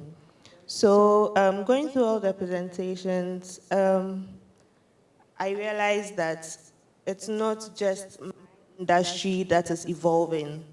All the industries are evolving, and we really need to keep up with what's it's going on. We need to learn, and there are lots of opportunities ahead in the area. So we need to take advantage. It challenges me, and I hope it challenges you as well. And I hope that this session would be insightful to bring out your innovative ideas and to do more for your school and for your country. Thank you. Thank you. All right, like I said, this is home. So I will start by giving a story. When Kwesi presented, he spoke a lot about AI and then data science and all that. There is this young researcher, in fact, he's a teacher, who was invited in a program to give a lecture on cloud computing. You know, you cannot separate data from cloud computing. Obviously, even if you build a model, you have to deploy the model online for others to use. So this guy went and then he gave a very nice presentation about cloud computing. Two things stands out. That is data and also storage. So one, in fact, those people who were present, they were academics, so they were professors and all that. One professor got up and said, "Young man, thank you very much for the presentation. My question to you is that you spoke about keeping data in the cloud. What if there's rain? What happens to our data?" Okay, so in effect, all I'm trying to say is that Kwesi spoke a lot about AI, Yana also spoke about AI. And then, I also heard along the line that ChatGPT, which uses generative algorithm, of course, is more into natural language processing. Maybe along the line we'll explain that terminology as we move on. So he spoke about using it to generate the topic and several others, even the slides. So what I'm trying to say is that let's go beyond using the tools that has been created by the West and other places. They will be the creators of the technology. In one of my lectures this semester, I was teaching Python programming, and I brought in a bit of data analytics. And one student asked, he realized that there are a lot of software like, Power BI and others that can do what I'm teaching. So why must we learn all these things? So you see, already he's thinking of using the software to do something. So he's not thinking of creating it. So I think that for us to move forward, we should begin to think of creating the application. We can contextualize it by creating it rather than using the existing solutions. Okay, thank you. Thank you. So thank you very much, ladies and gentlemen. Kwesi, I'll give you time to speak. But then you've already said a lot. Yes, so you are here so that our participant can also engage. But Professor Winfo, let me come back to you. From what you said, and I think you were very real in your opening remarks, the fact that your generation witnessed something entirely different, and this generation is presenting something that really makes you ask yourself whether you fit in this generation. Let me find out from you, first and foremost, this is not your private space. You are implementing a curriculum. And then at a point in time, you also face with the reality of the gap between the curriculum and the reality. As an academic, how do you reconcile this difference or this challenge? Thank you. In Accra Technical University or in the academia, I think one way by which we bridge this gap is programs like this, seminars. We use seminars and workshops. But I think the current challenge that is before us is more than workshop. We can't use workshop and short programs. It calls for a total change of our curriculum. And if you ask of the total change of the curriculum, the pace at which the development is going is really mind-boggling. So if I go to my colleague, what he said about the content, we should be creative. Yes, we have to be creative, but I think the creative aspect, IT is almost doing that. You just have to say it like the co-pilot. You say what you want and it's being done. So where the creativity comes in becomes a big challenge. But what we've been doing so far is to team up with other partners who are advanced in curriculum and are more content. And then we allow our students to pair up and then perform certain programs and projects in line with the current development. We have also currently come up with industry-centered curriculum development, where all the curriculum or programs that we come up with is industry-driven. But I still ask myself, the pace at which we develop the curriculum and the pace at which development is going, we are always 5 years or 10 years behind. So by the time the curriculum is ready, we are far behind. So it's still difficult. But I think the educational system has to change. And we now talk about coaching more. Our students tend to know more than us. So what we have to be doing is that to be coaching and then allow them the environment to be creative, as my colleague said. Because technology, then we've got into, there's nobody like the teacher, but rather it should be basically a teamwork and coaching. So I think we need to really change the educational system totally. Else, I don't know how we can catch up. We need to change it. Thank you. Thank you. Professor Winford, thank you. Thank you.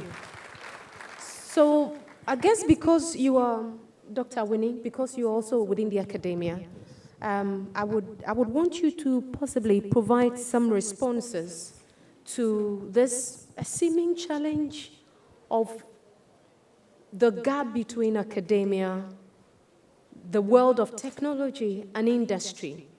So as technology develops, instinctively, we find that the youth is with technology. So it's not something that we really find it difficult to let the youth align. But from where you operate as an academic, what is the challenge, or what could be the potential problem within academia where we know that students want to study, write exams for grade, and then new inventions that they would not be graded on, but as an academic, you know this is important. I just want to know, what is the thread line? What is that seamless transition here? How do you handle this? All right. Let me give, I don't know if you can permit me just 1 minute to give the difference between artificial intelligence, machine learning, and deep learning. I would like to give that difference, then I can link that to, or respond to your question. I know when we talk about artificial intelligence, many of you will be thinking about robotics. Artificial intelligence goes beyond robotics. In fact, the evolution of artificial intelligence started way back in 1950. And it was, started by Alan Turing and others. They actually said, let us develop a system that we can mimic human intelligence so that we can do things like humans. That was 1950.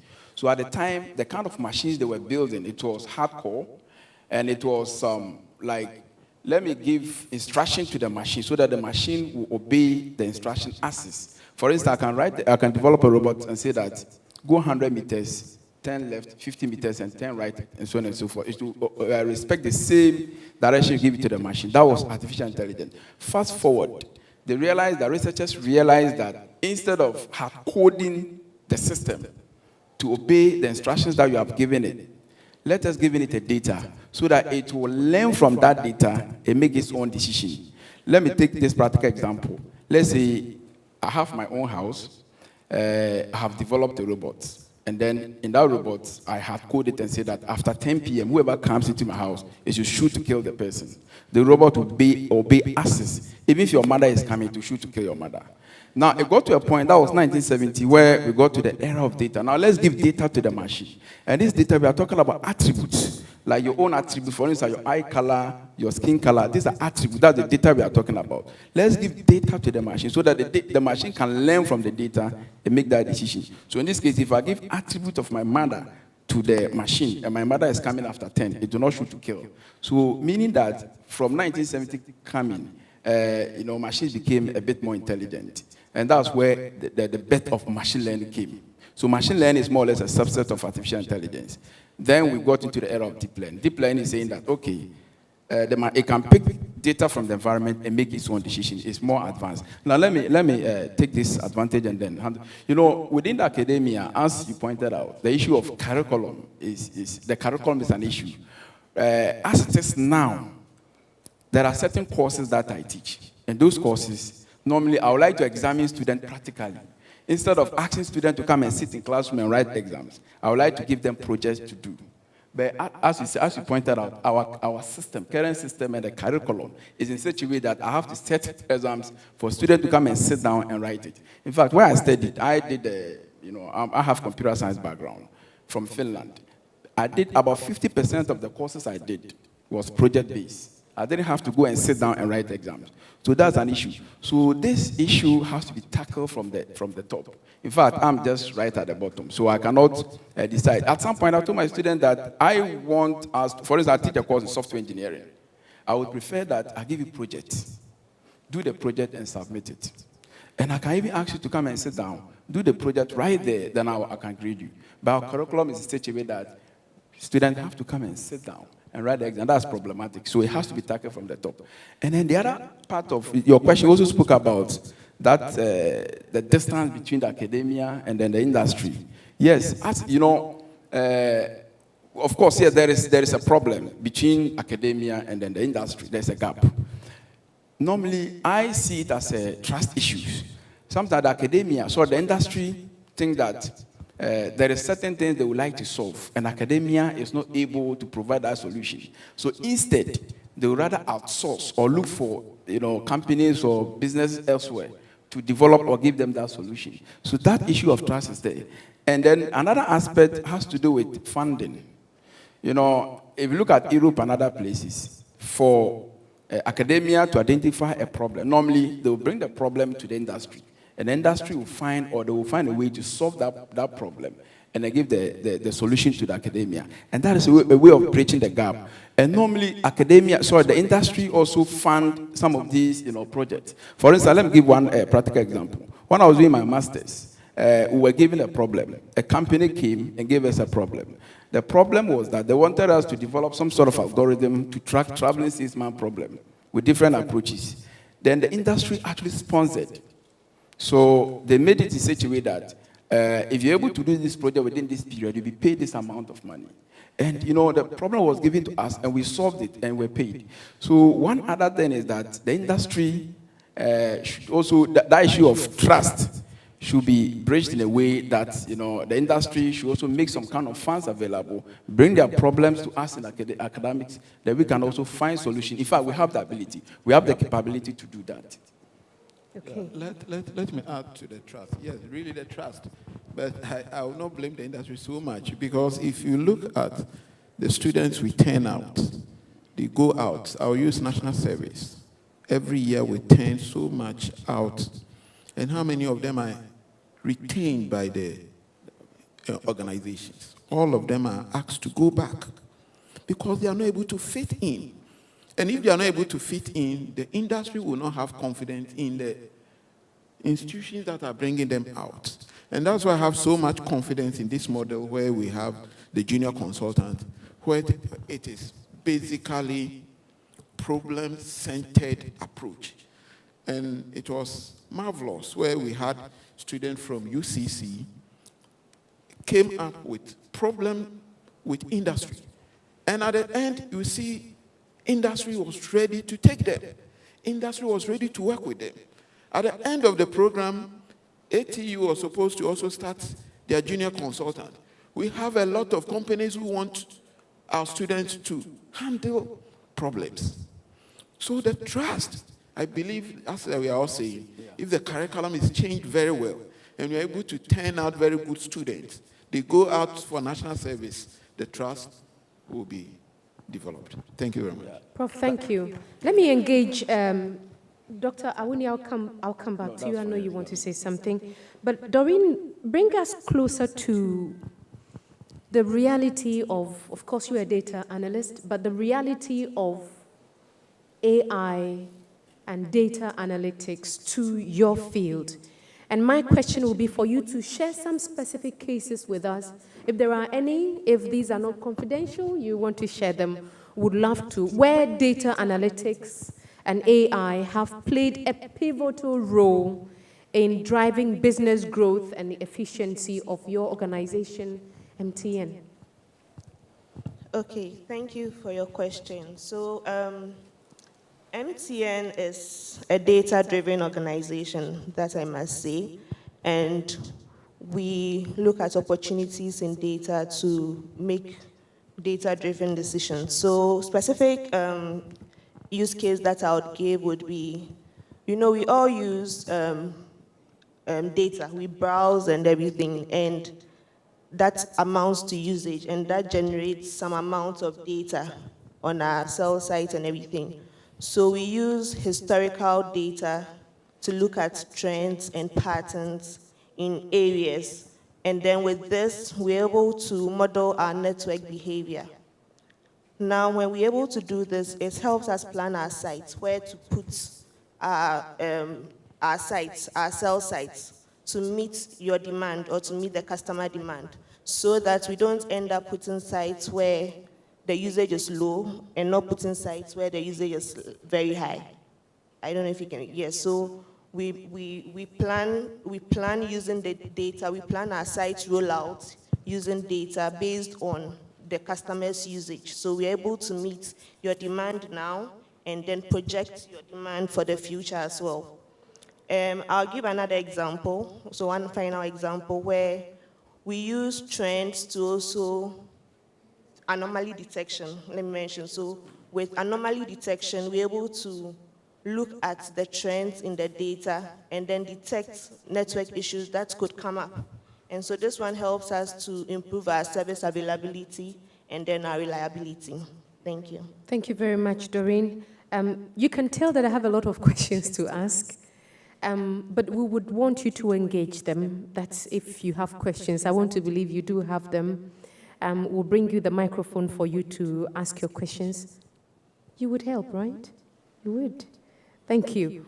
But before we pick up the thoughts of our participant, Kwesi, in your presentation, I think this is one point that I didn't miss, that as a country, I don't know whether you were talking about a country or the global community, we have to start a policy on data sharing. I was listening keenly to what Doreen was sharing and how such decisions like decisions that MTN takes can some way, somehow influence data, whether the availability of it or the absence of it. But in your specific situation, we are talking about a developing country where data most of the time is generated at the primary level. So if AI is supposed to work, if a researcher like you you are a software engineer, let me just put it that way. If you're looking for availability of data and you are not able to get it from these traditional sources, what kind of difficulty is presented to your end?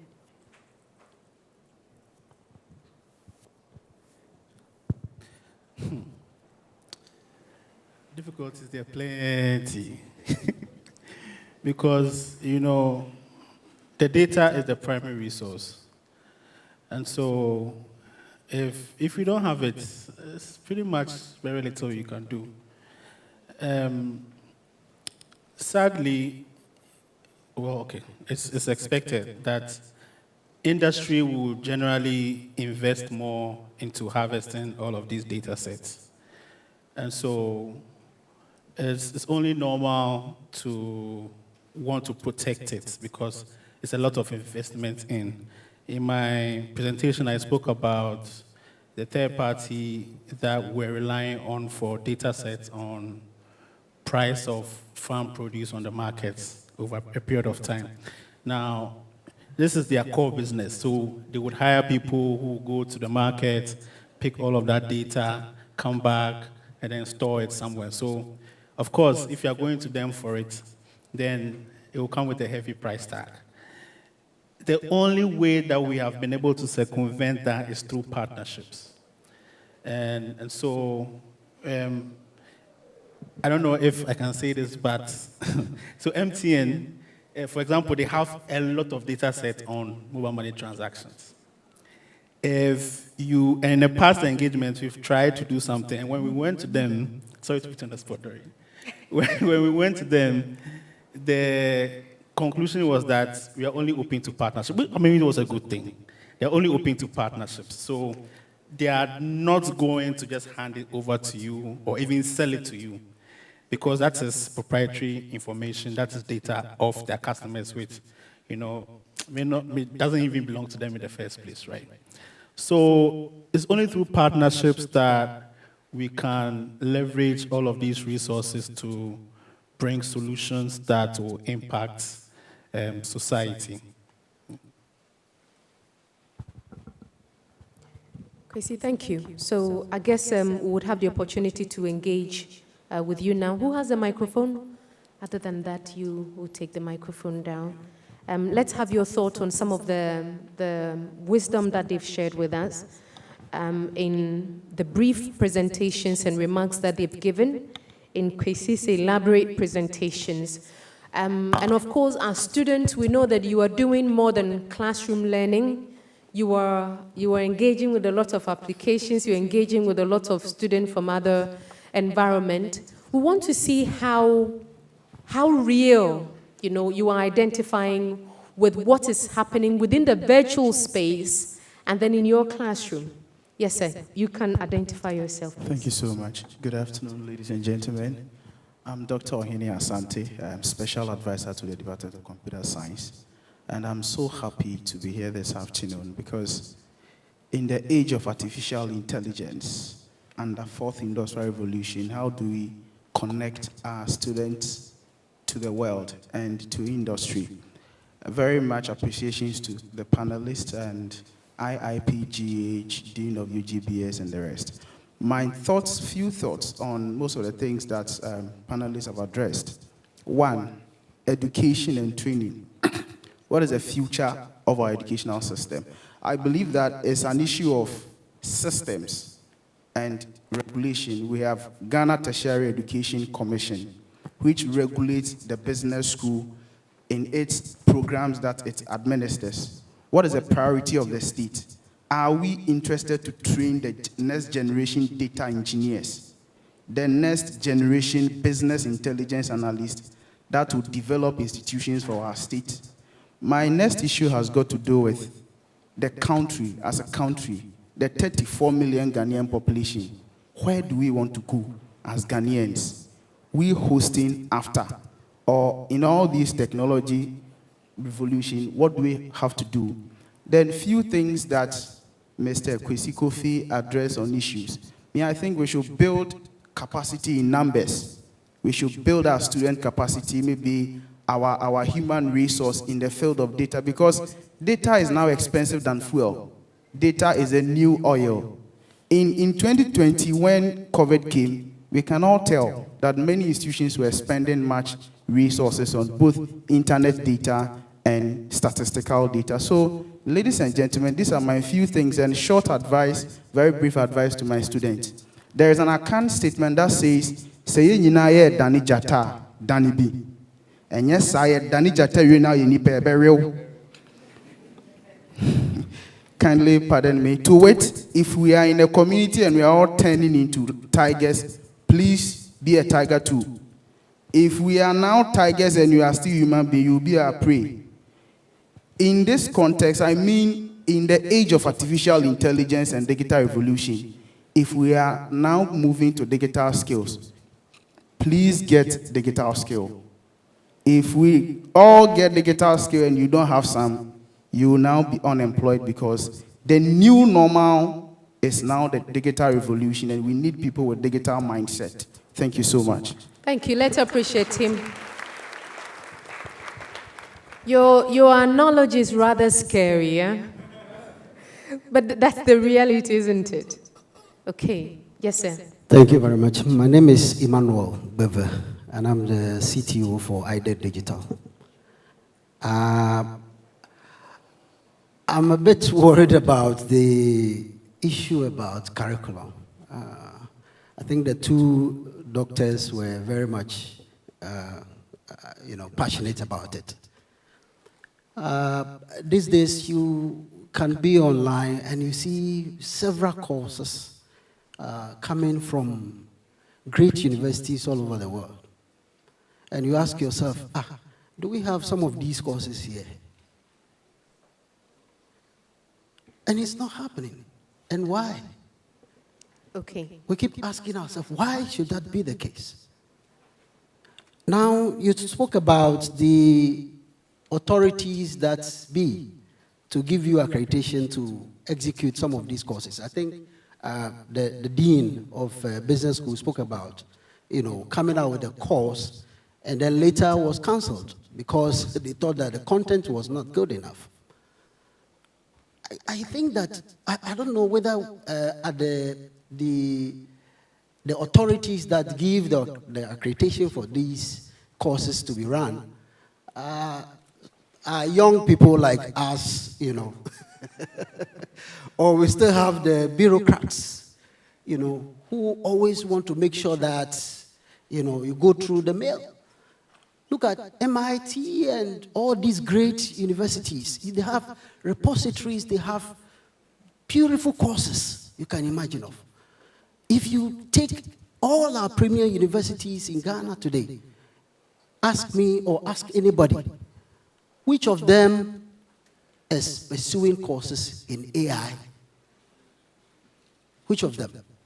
They either have it as a small or a minute or a micro course as part of some courses, but they don't have a full-blown, courses. It's only in academic cities so far that I have seen doing something like that. Why is it that our premier universities can't take up all these things? If it's about the authority that is given the power for us to execute these things as quickly as possible, I think that the lecturers or the school authorities can also, contribute to wise, the hindrance to get these things coming up can work for it. For us at the business side, we are looking for, people with programs that can deliver. It's not about the authenticity of your certificates, or it's what you can do, what you can provide for us. All right. If we test you and you can deliver, we give you the job. So I think that the policy you caught as lecturers as well, you can push and that can come to light. Thank you. Thank you very much. Dr. Awuni, if you want to respond, kindly just note it down, because I found it to be more of contributing and also challenging us. But of course, I know there are interventions from your end, so that's fine. Kindly note it. After 2 more interventions, we'll come to you for your response. Do we have any hand up? Yes. Are you asking a question or you're making a contribution? A question, please.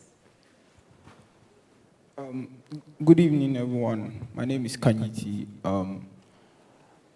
Listening to this lecture today, I've really been inspired to look at data differently. I have a question on trying to apply data as an accounting student, for example.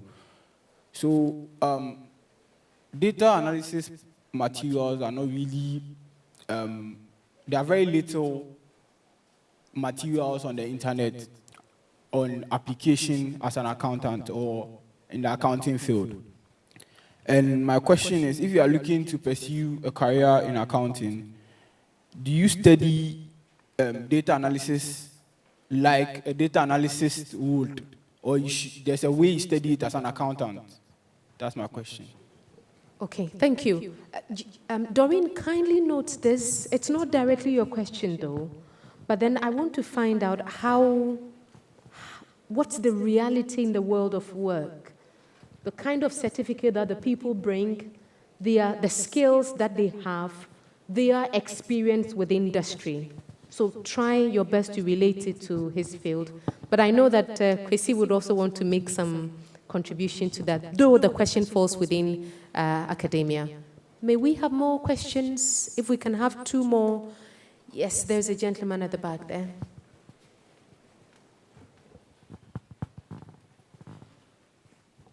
Okay, thank you very much. So I think from the conversation, what I've been able to notice now was by Mr. Kwesi. He said something about data literacy, which I think someone in academia has really got to me. That most of us don't really know data. We are like, even for me, most of the times, we are not really, even someone in junior high school or senior high school, if you say data, they don't even know data. So I think data literacy is one key issue that I think from this conversation we should be looking at. And this goes cut across from our education sector, right from the basic school straight to the university. Because someone will get to hear data right in the university. And it's very, very serious, as a very, very serious issue to our economy. If you are thinking of catching up with artificial intelligence, catching up with this data-driven economy that is coming up, or we are predicting to come up and change most of our economies, then I think data literacy is something that we should take up very serious in inculcating into our education sector to ensure that everybody, right from entry into the educational sector or the educational channel, will be able to understand data, so that from there, moving on or getting upper in the educational calendar or levels, you will be able to better understand, because data literacy will help solve most of our data issues with accessibility, quality, and all those stuff. So I think data literacy should be one issue that in academia we should be focusing on and then driving on. And then one question that I also had to do, one question I wanted to ask was the informal sector. We know that most of this AI issues and this new innovations coming up, most of the times I see it too that most of the informal sectors are still not getting grasp with it. And as economy, which has a lot of, which is driven by the informal sector, how are we scaling up, or how are we trying to even automate, shape, or even try to ensure that these new innovations or data-driven or AI that are coming up, we shape it to meet most of our informal sector so that they're able to get it. Because when we offer it just like that or directly as we get it from the outside, it's not able to meet up with the economy, or it's not able to help the informal sector, because it's like a big thing. What is it? So how are we also shaping it as? I think we've gotten your question. Thank you very much. We'll now take some responses from our speakers. Doreen, could you please help us address some of the questions? Okay, so I'll try to address this question, but I don't have an accounting background, but I'll use my own story to help you. So I did computer engineering. That was one. And I ended up in the telecom engineering space, particularly the network team space. Now, looking at how the trends were going, right, we realized that we wanted to do more with data, and I didn't have that kind of background when I joined the team or when I was in the team. So I had to learn. I had to study, and I'm still studying to be able to do. So though I did computer engineering, I didn't really specialize in data analytics and AI. I needed to find a way to apply the data analytics and AI in my space. So I needed to take courses, right, related to data in general and try to apply it in. So the data in itself, it can be applied anywhere. I don't know if the doctor and professor can help with the accounting specifically, but it can be applied anywhere. And so it's up to you to study it and then see how best you can apply it in your accounting field. Because I didn't really have much knowledge, or not much knowledge in data analytics and AI at all. But then I had to, looking at how things were going in the field I find myself in, I had to study and then to apply it over there. So I think Professor would add. Yeah. Dr. Wenifo, All right. I think you would have to give us a contribution here. Yeah, okay, so I just want to add something to what she said, the account. You see, data science is all about getting insight from data. So you develop some kind of, algorithm to explore insight from data. So whether you have a human resource background, accounting background, or whatever, the idea is to understand how you can explore that insight. So as soon as you have that knowledge, you can then apply that in the data. For instance, currently we are coming up with MSc program in business analytics. In the program, we have just opened it up, whether you have accounting background, human resource, or whatever, you can apply. But we have some specialized courses as elective that you take. For instance, once you get the basic understanding of, exploring that insight from data, you can then apply that to that. So we have courses like analytics for accounting. So basically, if let's say I want to do analytics in accounting, you have accounting background, you have studied the basic idea of building a model, you would even be in a better position than me, who have studied computer science and only understand the foundations on exploring insights in data, because you can interpret the data better. So the whole idea is just understand the concept of exploring that insight from data. After that, you can apply that knowledge in any sector. I have been doing quite a lot of research in health. For instance, I've been collaborating with Edith University Medical School. I didn't do medicine, I did computer science. But they send their data to me, and I'm able to explore it. Then after that, they're able to do the interpretation. So even if you understand the basic knowledge or the basic ideas of building a model and all that, you are even in a better position to interpret the results within the accounting space. Right. So, okay, and then I wanted to respond, not respond as such, but I wanted to add, you see, you and I, we spoke about the curriculum issue. With the issue of business analytics that we're actually coming up with, we started this whole thing 3 years ago. So the bureaucratic process through the university to GTech for it to be approved is an issue.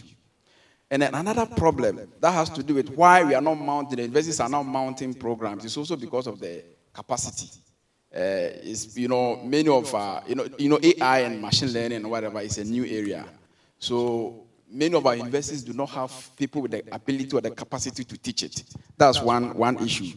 And also, like I spoke about the delays for this, the approvals and all that. And then the issue of the BSc program in management science and data analytics. Look at the name of the program. BSc, management science and management science and data analytics. GTech did not comment about the content, that the content is not suitable, but rather they just look at the title and they think that the program is quite narrow. You can imagine management science and data analytics. So, my dean pointed out that it's appealing, So these are some of the issues why we are not able to mount some of these programs in the universities. All right, thank you so much. We understand we are also live on Facebook. We have participants who have joined us virtually and watching this program.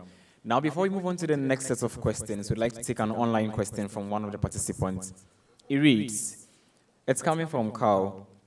Okay, so please, how would you address the ethical and societal implications arising from the use of personal data and AI algorithms?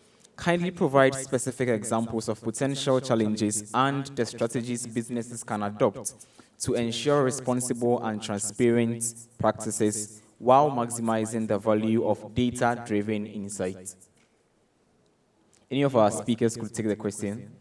Well, maybe let me start. You see, in this part of the world, let's say Ghana specifically, even though we have Data Protection Act, and the act is the first point of, looking at issues of privacy and then ethical issues and all that. But the issue when it comes to artificial intelligence, and especially this NLP era with the generative algorithm, currently we do not have act or a law, regulating that activities. So it's just free. And people are able to use the AI, whatever, to cause the harm that, nowadays people are using it to cause harm and all that. So as it is now, I think that we need to appeal to our own moral and ethical conscience. Let me give this story. This model. Artificial intelligence, or let's say IT, is like a stone. And then a pond. A pond is the society that we live in. So within that pond, you have fish and other aquatic animals. And those aquatic and fish, those animals are also, they are living peacefully within that pond. So if you drop a stone from the top into that pond, what happens? You create that kind of rippling effect. Possibly the stone may occupy a space, and even some of these aquatic animals may actually fight and even kill each other. So that is how the society and information technology, artificial intelligence has become. So those fish and aquatic animals live peacefully because they develop some kind of norm, and they are living peacefully. As soon as the stone dropped in, that sense of peace will move off. So it's possible that they may even be killing each other for the purpose of survival. So the same way in our society right now, the stone is like artificial intelligence dropping into our society every day in, day out. Now we need time to be able to develop some kind of laws to regulate those activities. And in between the time that the stone dropped into that pond to the time that those laws will be developed, then there's a need for us to appeal to our own moral conscience and some kind of ethical principles, these candidate principles to live in. So as it is now, like I said, the first point is the laws. But unfortunately, we do not have the act and the laws regulating this artificial intelligence and this space of generative AI and all that. So I understand that efforts are being put in place to develop this kind of laws. To add to that, I believe that as industry, we have ways of, one, protecting information that can be used to personally identify people. And for me, that's the most critical element. And so when it comes to data sharing, new policy that may be put in place, I'm sure that will be one of the low-hanging fruits that will be in there. Beyond that, I think what is most important for us as practitioners is to be able to pick up the trends. So if we don't have any personally identifiable information that can, like, let's say, lead you to point someone that this data belongs to you, then I think we are in a good place. Beyond that, it's also important to, and I hammer a lot on data sharing because it's when we come together to have a safe way of interacting with the data sets that are sitting in people's cloud servers and on-premise data warehouses and things like that, humanity will be all good for it. Because what it means then is that we are able to develop solutions with the benefit of depth to impact society. And so for any technology, there may be downsides. What will be important is that as a people, we need to decide what trade-offs to make for the benefit of all of us.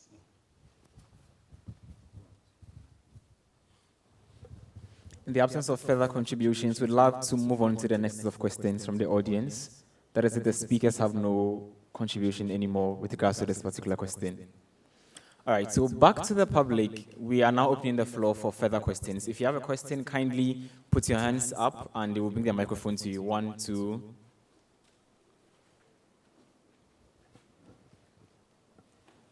Okay, so we are starting from here.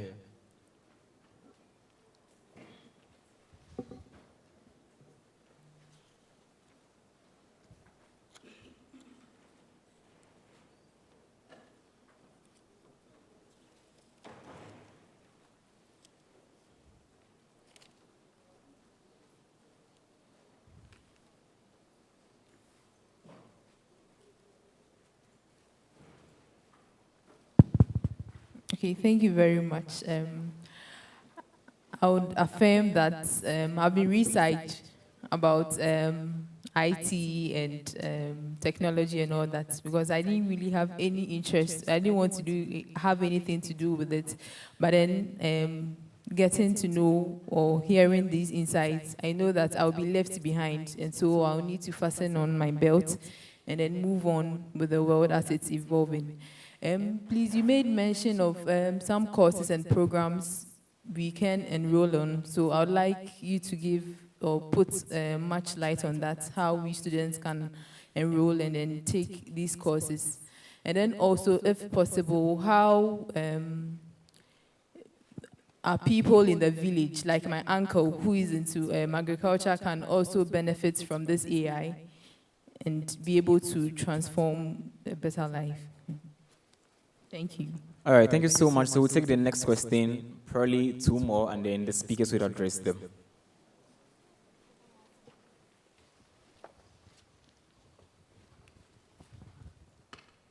Good afternoon, everyone. Please, my question is about the job. We made mention of the fact that Professor Ernest talked about the fact that students, after completion of school, go out there, find themselves in a particular job then, because they don't have the required skills brought back. So I wanted to ask, the artificial intelligence, is it only about getting jobs, or it also entails giving birth to jobs and all those? That is what I wanted to ask. Thank you. The last 2 sets of questions, and our speakers will address them for us to move on to the next segment. Hello. Please, good evening. Please, my name is Mari. In the field of machine learning, right, we've been told that, well, I've been advised that to go into such field, you have to start by learning the languages. So probably you learn R, then you learn Python, then you learn whatever. Then after that, then you probably start learning stuff like neural networks, stuff like the others.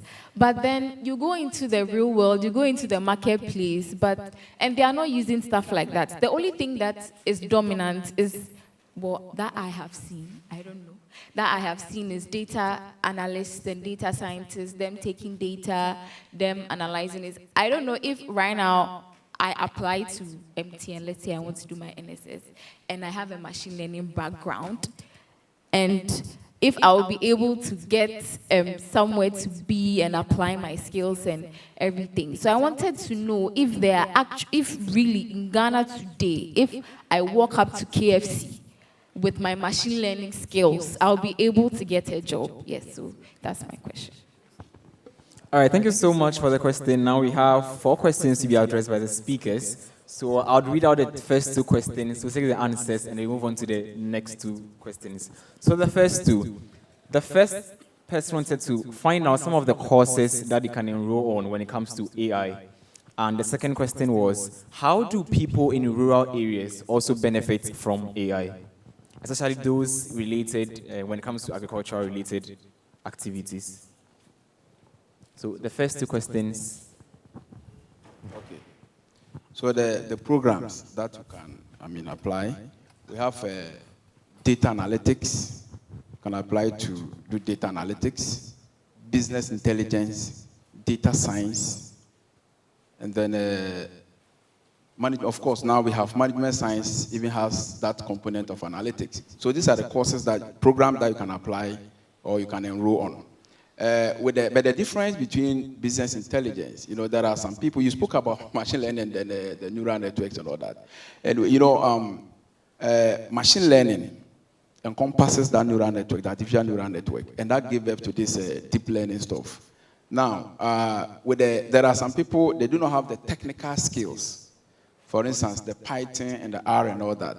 But you can be a data scientist, you can be a data analyst or a business intelligence expert without having knowledge in those technical stuff. You can learn Power BI, Tableau. These are all tools that you can use. In fact, the main component in these tools are DAX. It's like an Excel kind of functions that you write. But if you really want to go into the technicalities, then you will need to enroll in programs like data science. So currently in the business school, we are coming out with 2 new programs, MSc in data analytics, and then MSc in data analytics into bracket access. So we all know that data science, or let's say data analytics, has become more prominent, and a lot of people are developing interest in going into. There are people who have done history, geography, and those courses at the university. They do not have background in statistics and computing. So what we have done is, with Access program, it's just 1 semester program to introduce you into the R and then the Python, and then some basic statistics. You don't need to have background in computer science or let's say IT to enroll. So from there, that 1 semester program, then we push you to the main MSc analytics program, where you'll be doing advanced machine learning and others. Then with respect to your father or whatever in the village, how can that person also benefit AI? This AI, there are a lot of tools, models that have been developed and deployed online that are freely available. Example, ChatGPT. So, and then there are some tools, even within that grid space, that you can use or you can just feed it with the data then to give you the output. So I think that those people in the villages, of course, as for the internet, if there's no internet, then it's problematic because it is deployed online. You need internet to use. If there's no internet, then it will be a problem. Of course, there are even Internet of Things tools that can even be used to even check soil testing and all that. And there are solutions also available in them. I believe that all they need to know is to be exposed, that there are these tools existing that they can go for. For instance, you are here, you heard a lot about AI, machine learning and all that. So you can go back to the village and tell them that these are the tools and there are existing tools in the market they can use to even check their soil texture and even predict whether their crop is going to do well or not. Anyone? Okay, so I'll just want to add to the what to learn. So considering my background and everything, there are a lot of resources online that you could use. So for instance, for me, I really use Microsoft Learn. It's a free platform, and then you can study over there to build your skills. They have learning paths that you can use depending on your interest areas. So like Prof said, there is the data science path, there's the data analytics path, there's the artificial intelligence path that you can take advantage of. So if you want to explore more and learn more, there are resources online. And a typical example I'll give you is the Microsoft Learn, which is free. And there are other online platforms. Yeah. What I also like to add is that we are not specifically talking about AI, that we should go and learn AI. But what we want students to know is that we are in the 4th industrial revolution. And we all need knowledge in digital intelligence. So it is not basically go and do AI or what, but wherever you find yourself, the space you find yourself, what software or what technology can you use? Musicians are using, some are using TikTok, and TikTok, yes, chat, and they are making money. They are using technology. People now have followers. They dance and people stream and they make a lot of money. This is how the world is going now. Somebody asked, how will somebody in the village also use technology. And technology, by definition, as we are here, my level of technology may not be equal to those who really went into it. So it's really subjective. So you've asked yourself, where do you find yourself? When I started university, what my uncle, who was also into computer, told me was that you can never spoil the computer. Whatever you want to do with the computer will give you information. Do you want to delete? Do you want to cancel? So be free and work with it. Currently, where we are, I say, we don't need pen and paper. So the basic thing we want you to know, wherever you find yourself, you'll be working with computers. And working with computers, you will need softwares, apps, and all that. And you need to understand them. You need to understand them.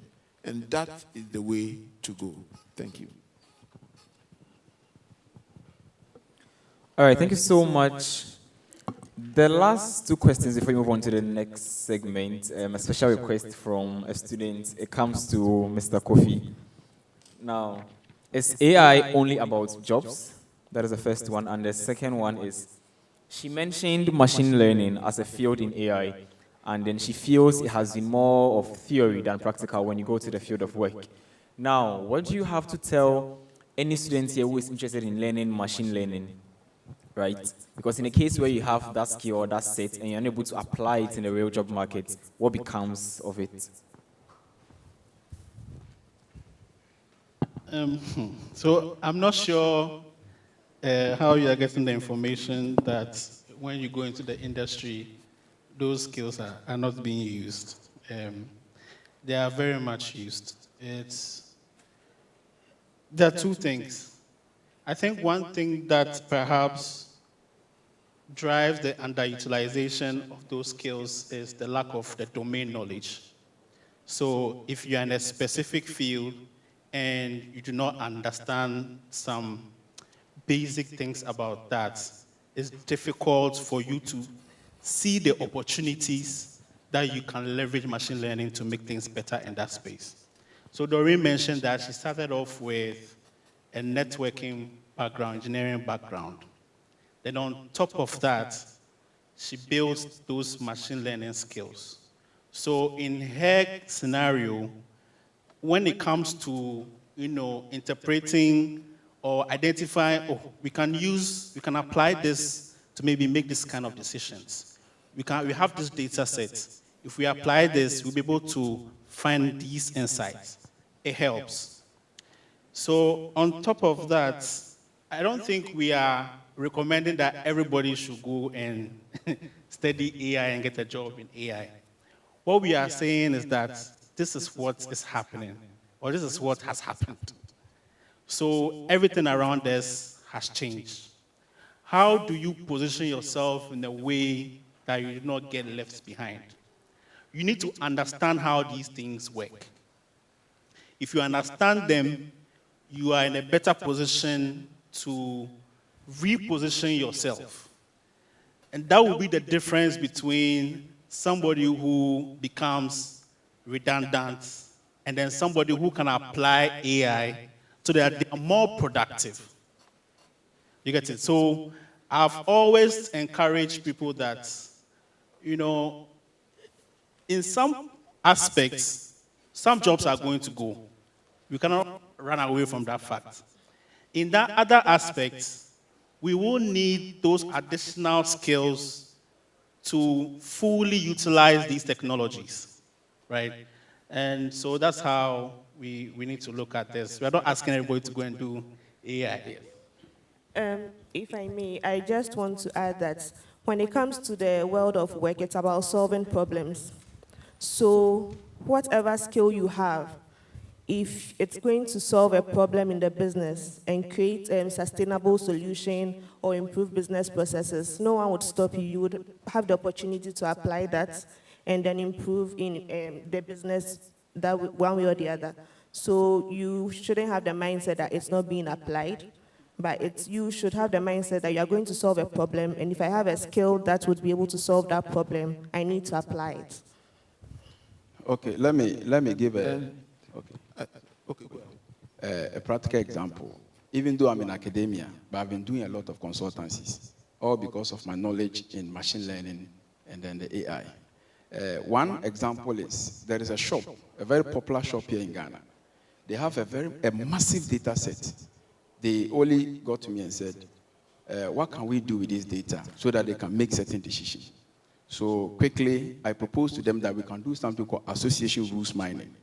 Association rules mining is an unsupervised machine learning technique. What I did was that, the kind of data set they have is a transaction data. People go there to buy items and all that. So I wanted to see how the items are actually related. So eventually, I generated some rules for them. And the rules, the interpretation of the rule is that item A and let's say item B have a strong association. What this means is that if somebody buys item A, let's say bed, that person is most likely to buy a mattress. So the interpretation, or let's say the decision they can make out of this is that they can reduce the price of item A and then give a discount to item A and increase item B a little bit. Because we know that if somebody buys item A, that person is most likely to buy item B. So that's one. I use machine learning, which the association rules mining to do that. Another practical example is an international organization here in Ghana. They have a massive data set. And they use IVR technology. IVR technology is like people will call and listen to some advice and all that. A very massive data set. And they have another NGO that has been analyzing the data for them. That NGO do not have the ability to explore, to do advanced analytics on the data. What they do is that they've been doing descriptives, more or less frequency and all that. And the international organization is not happy about it. So they need someone who can do more advanced analytics on the data. So eventually, I was recommended to go and help them. And the same story, I built a predictive model. And the predictive model is also based on the supervised machine learning. So imagine that I have these skills and I'm working with that NGO. Technically, I'll be solving that problems with them and they'll be happy.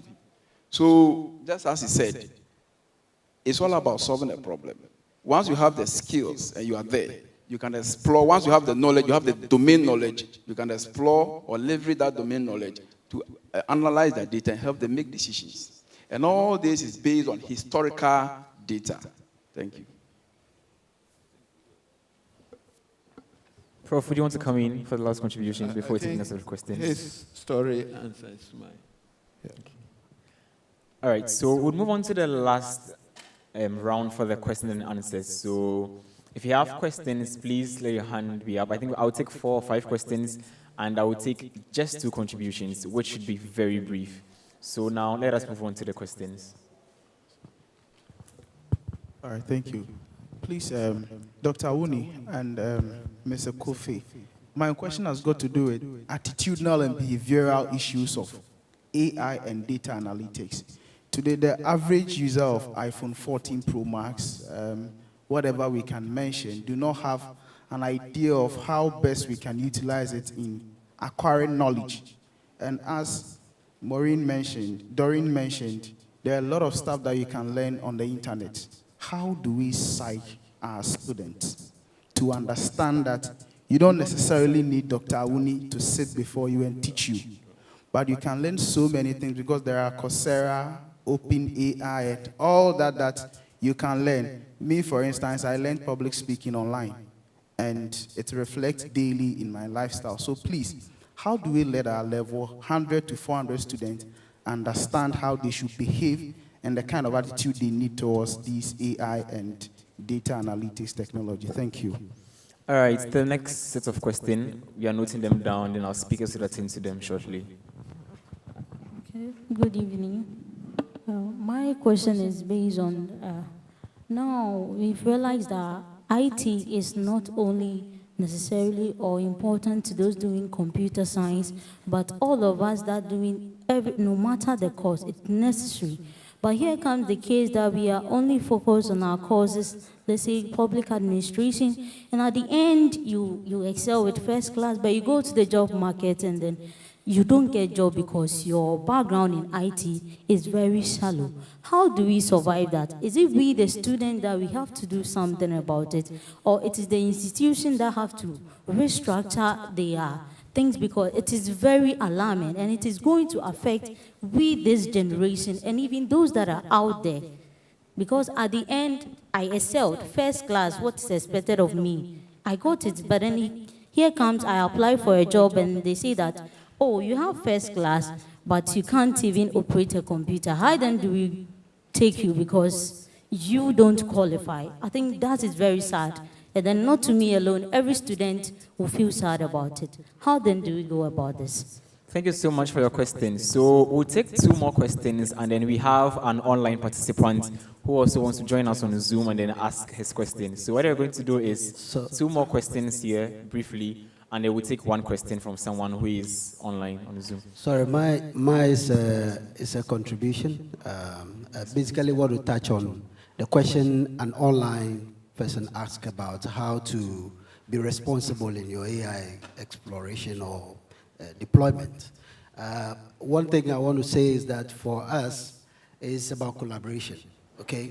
So if you listen to our presentation, it's about how to collaborate, okay? Because if you don't put in collaboration, you may want to do it the way you know it, and that could get you in trouble, all right? So you need to bring in experts. You need to bring in people who have better understanding of the space, so you can collaborate with them and do it together.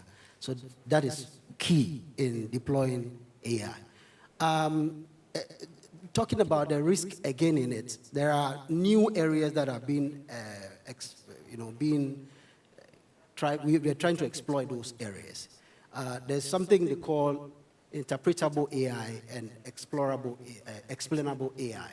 Okay, so in terms of having an AI that interprets, for instance, the chart we see displayed, okay? So AI is trying to explain that to us. We understand it. So we can easily, be comfortable around with AI like that. But AIs that, like robotics, that learn in the environment in which we are. But we don't know what it learned. Even the person, me, myself, who have deployed that agent, do not know what that AI is learning. That is where the risk is, which is an explainable AI, and we wanted something that can interpret what exactly it has learned. Okay, so if you want to deploy an AI, which is devoid of problem in the future, the key way to go, I can tell you, is collaborate and collaborate and collaborate. And you need to do good. Okay, the AI should be something that is to the benefit of the society, but not to harm them. So those are the key things that I want to add to the contribution. Thank you. I'll be glad if you could have the microphone passed on to the man in front here. Thank you so much for your contribution. That was really insightful. So from here, we move on to the last 2 questions, and then 1 on Zoom. And we heard a lot about AI, ChatGPT, Perplexity AI, and what have you. My question is, how reliable are these AIs? We've heard stories about wrong answers given by these AIs. And I have a personal experience. I gave it ChatGPT, a business finance problem. And logically and nicely, everything was enumerated. But the final answer, when I compared it to what my students had on their script, because I wanted to confirm my answer on the marking scheme. The answer ChatGPT gave was way off my and those of that of the students. So it's not 100% accurate, actually. All right. Okay, and then if I may respond to your question. Yeah, that aspect, you see, unfortunately, in our context, now many people want to make fast money, quick money. And then we know that TikTok, YouTube, and all that are platforms that if you get a lot of viewership, what it means is that, you make some money. People want to make money.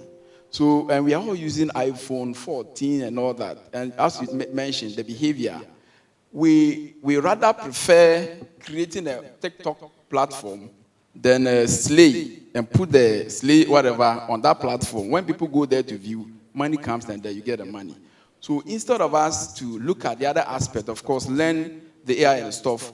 So now my recommendation is that we need to start right from the base. We need to create that data literacy. Somebody made mention of data literacy, and you also made data literacy right from the base, from the basic school. Unfortunately, some time ago, I looked at our senior high school curriculum, and I was like, wow, so this is what they do at the senior high school. They are doing, those of you in the computing, they are doing the whole programming environment they do is QBasic, HTML. In fact, QBasic, I mean, do we even learn, is it there? QBasic is an old language. You go to China, people are learning Python, and then developing model. You have children doing that, and we are still learning QBasic. And even HTML. HTML is a markup language for just creating a web interface. Nothing. And you do QBasic at this level, you know, and then even Visual Basic, the .NET. You go to Europe, it's not even, people are not even using it again. VB.NET. And in our context here, we are still learning QBasic at the basics of senior high school. And people are doing elective ICT. So the orientation must start from right from the basic school. We need to let them know that the relevance of AI, data, and all that, as they move on, in fact, they begin to, you know, appreciate AI and artificial intelligence. Because as it is now, many of us, the ICT we did in the senior high school was Secretariat ICT, Microsoft Word, Excel, and the rest. You know, so, I mean, you see that the orientation is quite weak from the basic level. In fact, our senior high school curriculum, the ICT, has to be revamped. In fact, I was part of a panel discussion in Namibia on this AI stuff. And I even brought this up, and they were laughing. QBasic. Anyway, I'll leave it here. We have a long way to go. Truly. There's this point in time where when you're having a question and answer segment, you are able to relate to what is happening because it is practically what you're going through. And that is how I'm feeling now. It is unfortunate you don't have much time to go deeper into your questions. But then we would still be able to take few, and then we can bring the program to an end. Now we are moving on to our participants online who has joined us virtually on Facebook, on Zoom, sorry. He has a question for our speakers, and then from there, I'll pick 2 more questions from here and 1 last contribution.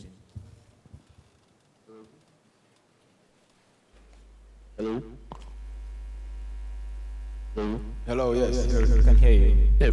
Can you hear me? Hello? Hello? Can you hear me? Good evening. Good evening.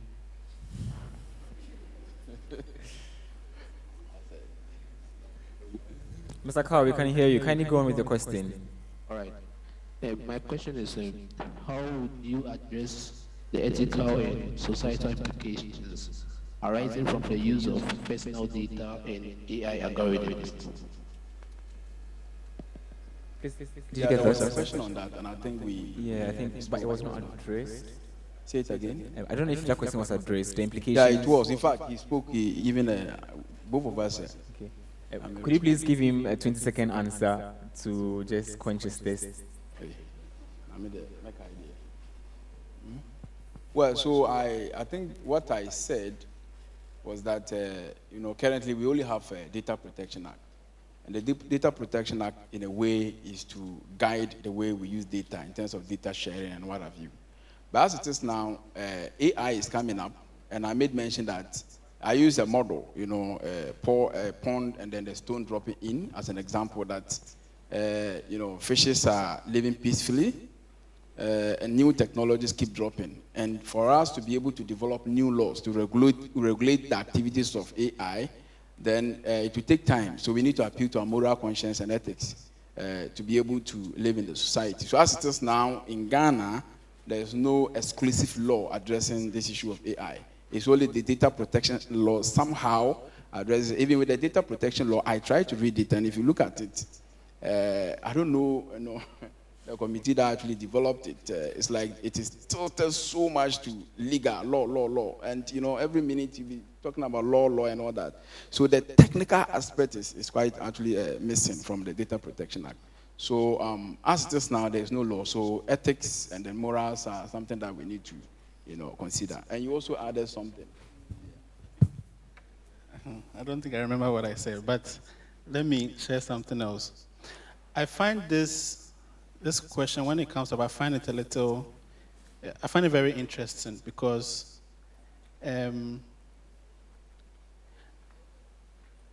it's as if AI came like a year ago, right? And that we've had so much traction now because the generative parts of AI touches so many people. It makes it relatable when they interact with something like ChatGPT. But we've had predictive AI for decades. I mean, if you go on YouTube and you're watching a video, you like to watch sports video, before you realize you are getting more of that content. There's a recommender system at the back that is pushing that content to you. Same with if you are shopping online, right? So we've had AI with us, but generative AI has made it in a manner that it can be used in everyday life. So it's a little more real.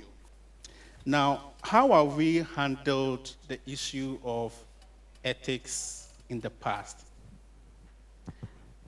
It has been sort of like a back-end thing, because like I said, all of this, predictive AI, for example, sometimes you don't even know what's happening, right? You don't know that there's a model at the back that is feeding you some information. So it's not a matter of concern. What I think we should be looking at now is how because, so let me put it this way. Anything that you don't understand, you fear, right? So we need to find a way that we are deploying these models, or we are putting them in production such that it is easy for people to understand. Then they can trust it. But then in the same vein, we also need to look at which, tech companies that we are entrusting with all of our data, what kind of policies we are putting in place to ensure that they are getting exactly what they need to deliver some solutions to the market, so that we don't, overload. Yeah. All right, thank you so much. So we'll take the last set of questions, just 2 questions and 1 contribution from our seated guest, and then we can move on to the next item. So 1 question here, and 1 last one. Okay. This one here. Yeah. Hello, good evening. With this whole AI buzz, I end up online and I come up across a whole controversial topic on whether AI is creative or not. So I read for the motion and against the motion, and I'm lost because I'm much convinced by both. So I would like to hear the panelists' thoughts on that. Whether AI is what? Creative or not? Or not creative. No, I read the points for the motion and against the motion, and I don't know where to stand, so I want to hear your thoughts on that. Are you starting a debate? Okay. Well, so if you ask me, given that I'm also having a data science background, I would say that AI is creative. Now, look at the generative algorithm, the OpenAI, as it is now. Even though you made some inputs and they gave you some wrong answers, but you know that to some large extent, some of the results you get is just quite wonderful, marvelous. I was speaking with Dr. Abek, who is a colleague in the same department, and he said he wanted to see how OpenAI, like ChatGPT, he has a topic, actually, and he wants to write a paper. And normally as academia, to even come out with a paper, it takes a longer time. That he gave the topic to the ChatGPT, and what the ChatGPT actually gave him, it's like the effort that he will use for a whole 3 months to write. It has actually produced everything. So in this regard, we see, of course, there's some element of creativity here. And not only that, the predictive aspect. He spoke about the predictive AI. One thing about it is I can get historical data from a bank and then build a model and give it to the bank and deploy the model online in a way that if somebody is coming to collect a loan from a bank, the model is able to predict that if you give money to this person, the person is likely not to pay the money back. And that's creativity here. And it's all, has to do with the aspect of, creating that model. And, when I even started, I made mention that AI is not only the hard, the robotics and all that. The soft side, this chatbot is also, an aspect of AI, but it's soft. When I was doing my PhD, I did something on developing some sort of a model and algorithm for tracking human emotions and then sentiment, some around that area. A colleague of mine was doing something on fraud detection using voice. So what he did was that he collected some kind of voices from a bank. For instance, you have an account with the bank. They will record some of your voice. Then he created a model and used that voice to train the algorithm. So if let's say, find your details somewhere, then I call the bank that, okay, I have misplaced my card, and I want them to tell me about information about my card. The moment you are speaking, it is going through their system and then detecting whether you are a fraud or not. That's creativity. One of my research work I did, I created some model with this Momo fraudulent activities. This is what I did. The model, the framework I did was that,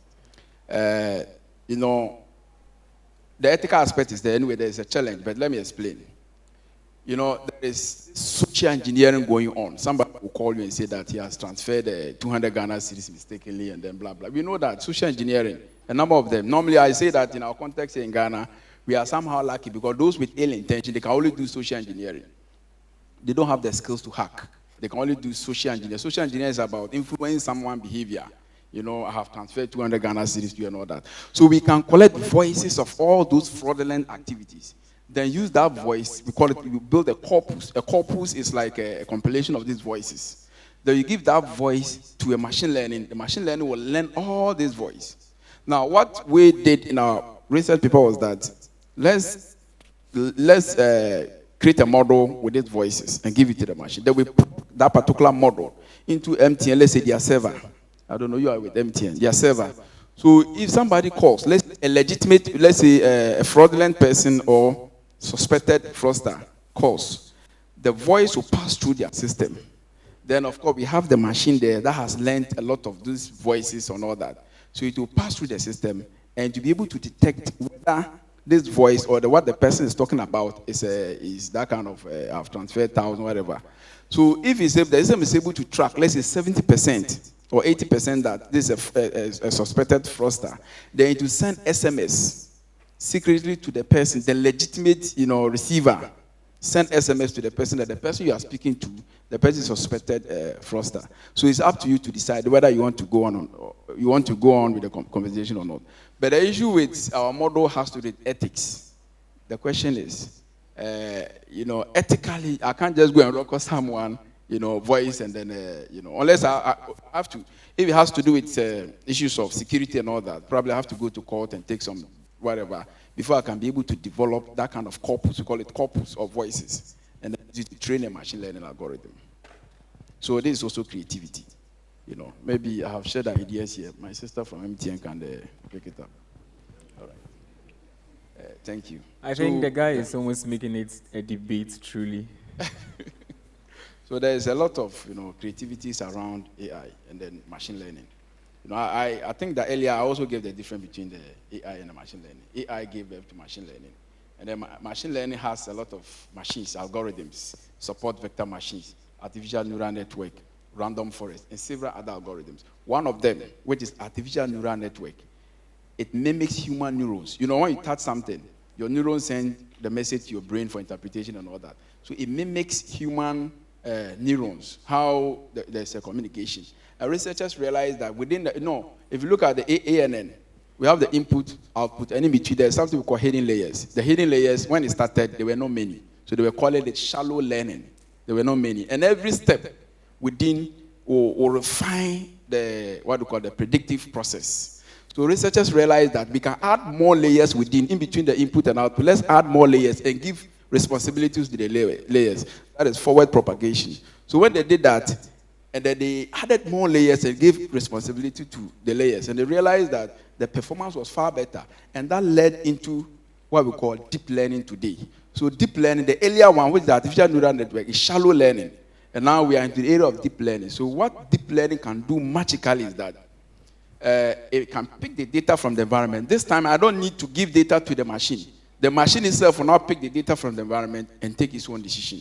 That is why deep learning has become so powerful. Now, this self-driving cars is deep learning. Traffic light, where the traffic is able to pick data from the environment and decide whether these people should go or not, is deep learning. So nowadays, what is actually making waves is the era of, we are in the era of deep learning. Even though machine learning is there, there is a slight difference between the two. Machine learning, I have to give the data to the machine. With the deep learning, it can pick the data by itself. And you don't have to work so hard and select features and give it to the machine to learn. Deep learning can do all that. And now it has become, one of our responsibilities as researchers is to do more research and develop more methodologies and ideas on how we can improve this. And when I started, I said we need to be very creative. Let us not wait for the West to develop and bring it to us. Let us understand what goes behind, that we can also create some kind of tools to solve our problem. Thank you so much, Dr. Auni. I believe you are having a very interesting conversation. Right, so we have a pending question to be answered. However, let me pick 2 more questions from the audience, and then I'll add it up to make 3, so our speakers could address them. So please go to the microphones. We are taking 2 more questions, and then we can move on. Yes, my name is Charles. My question goes to Dr. Auni. Per his presentation, he did mention that there are even some challenges with the accreditation of some courses, especially, and I remember very well when doing my master's days, there are some courses even we're not getting the lectures to teach decision support systems. I mean, some areas in IT or computer science, you find it difficult to get lecturers who has more insight to teach. You find yourself, per your presentation, you find yourself in Finland, you came back to support or to help. What can you do to help bridge the gap of having qualified lecturers around to teach certain subjects? Because if we go to school and we are not getting what we need, still there will be a missing gap between the academia and the industry. Thank you. All right. Thank you very much. Well, maybe I love Ghana. That's why I decided to come back. But you see, you are right that there are certain courses we don't have the people. We don't have people to actually take those courses. Let me give you one example. You see, normally it's so hard for people to decide. They go outside to study and decide to come back to Ghana. And I mean, you should know some of the reasons associated with it. I don't want to talk about salary issues. No, I don't want to mention that. But there. Okay. Now, in my department, actually, we advertise. In fact, one of the main reasons why I came back is because of this data analytics program. In my department, we advertise for a position, someone with skills in machine learning and this data analytics to come and help us teach our courses. Almost 2 years, we're not getting. In fact, some people applied. We interacted with them. They were only insert in their CV that they have the knowledge. But when you interact with them, you realize that because we advertise for that position, they will just go and learn 1 or 2 things around it and then apply. So the interaction, we realize that they don't have the skills to do that. So for 2 years, Dr. Beku is here. We're looking for someone to fill in that gap. We're not getting. So it's so hard. In fact, I understand that, I even made mention that the capacity within our universities is a problem. That's one of the main reasons why many of these courses are not being mounted. Those who have the skills to come back to help, they are not coming. Even myself, it took me almost 3 months to decide whether I want to come back to Ghana or not. So that problem is still there. So one way to resolve this is to make the incentives, the condition of service to be good. If it is good, you see many people coming back to serve. So I understand the angle you are coming from. Thank you so much. Last question, and then I'll read out the last one I have here on my card. And then we can take the last contribution from the audience, and then we can bring the program to an end. Okay, thank you very much. It looks like the conversation is changing from transforming business to data and analysis to transforming the university with this data and analysis issue. So I want to ask our lecturers and or senior members that what are we doing? What can we do about the situation? So first, we've seen that the world has changed, and we have to change. Because in Hebrews, when there was a change in the priesthood, there was a necessity in the change of the law. So now that we are saying that the change has occurred, what are we doing for the universities, the students, so that we can get abreast with this change? We know that the decision has to be taken from the top. But here is the case that our lecturers are the ones who set the questions for us to write. And they know that these questions we write, these exams we go through are not preparing us for the future, like the industry out there. So what are we doing here from our level to solve the problem before we get out there? My second question is, the things we learn here, like accounting. Now we know that when we get out there, we are not able to apply them like we have to. So is it a waste of time for us to go through all this process and now have to go and look for other things to complement what we do here to be able to become useful out there? Thank you. Okay. Well, it's not a waste of time. Anyway, so the first question, but the good thing is that, within the space of IT, I always say that IT is one of the most difficult area because every day and day out, things are changing. So you need to also change to fit into how things are moving. So the good thing is that our lecturers, our teachers are also changing with time. So maybe there are some lecturers who are only teaching courses in, let's say, human-computer interaction.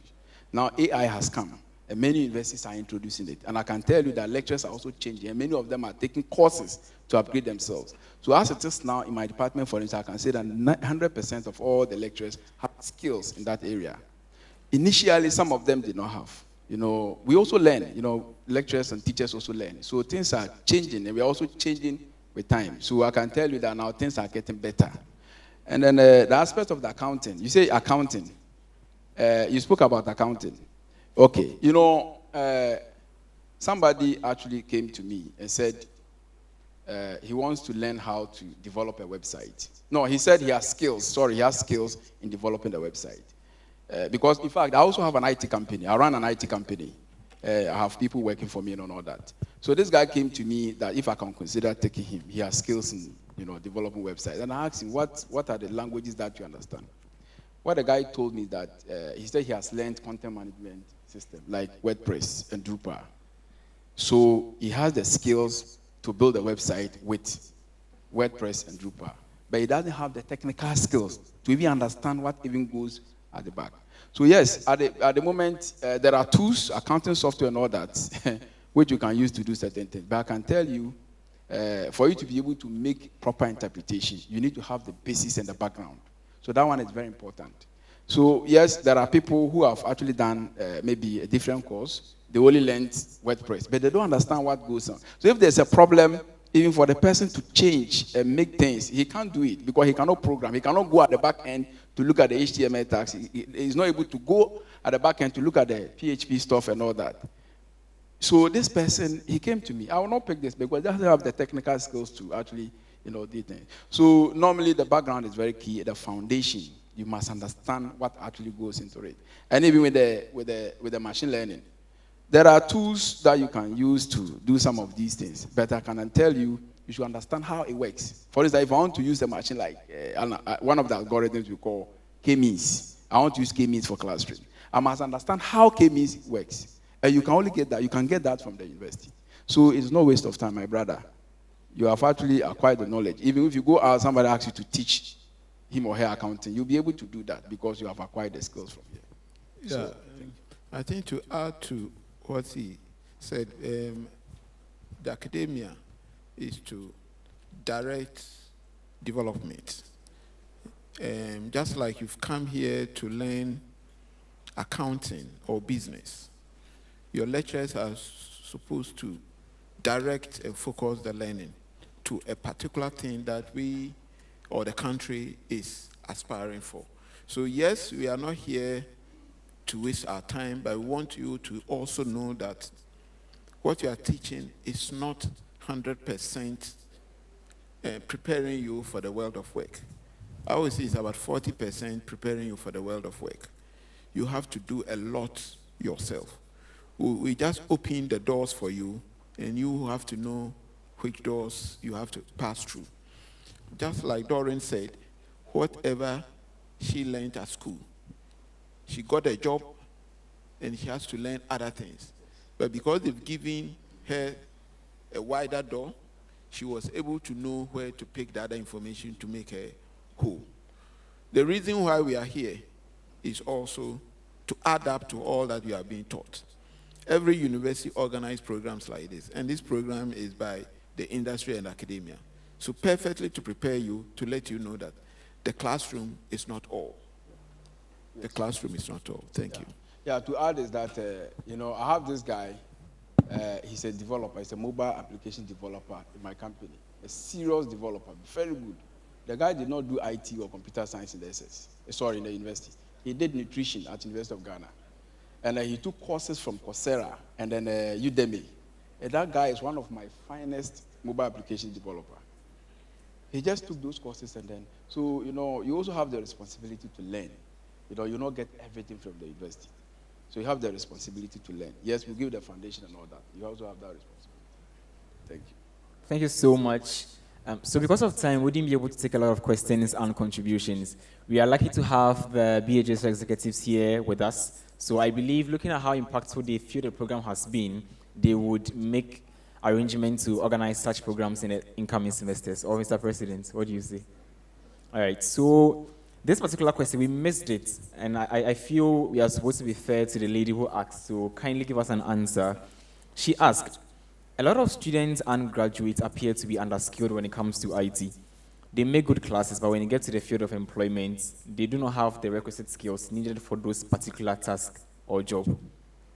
How do we bridge the gap between this, having good grades and then learning the theory parts when you come to school, and having the actual skills they are supposed to present to the workplace? How do you bridge this gap?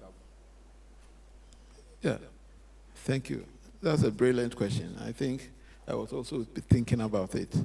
And really, it's both the university and ourselves. How many of us have laptops or computers that they use, students?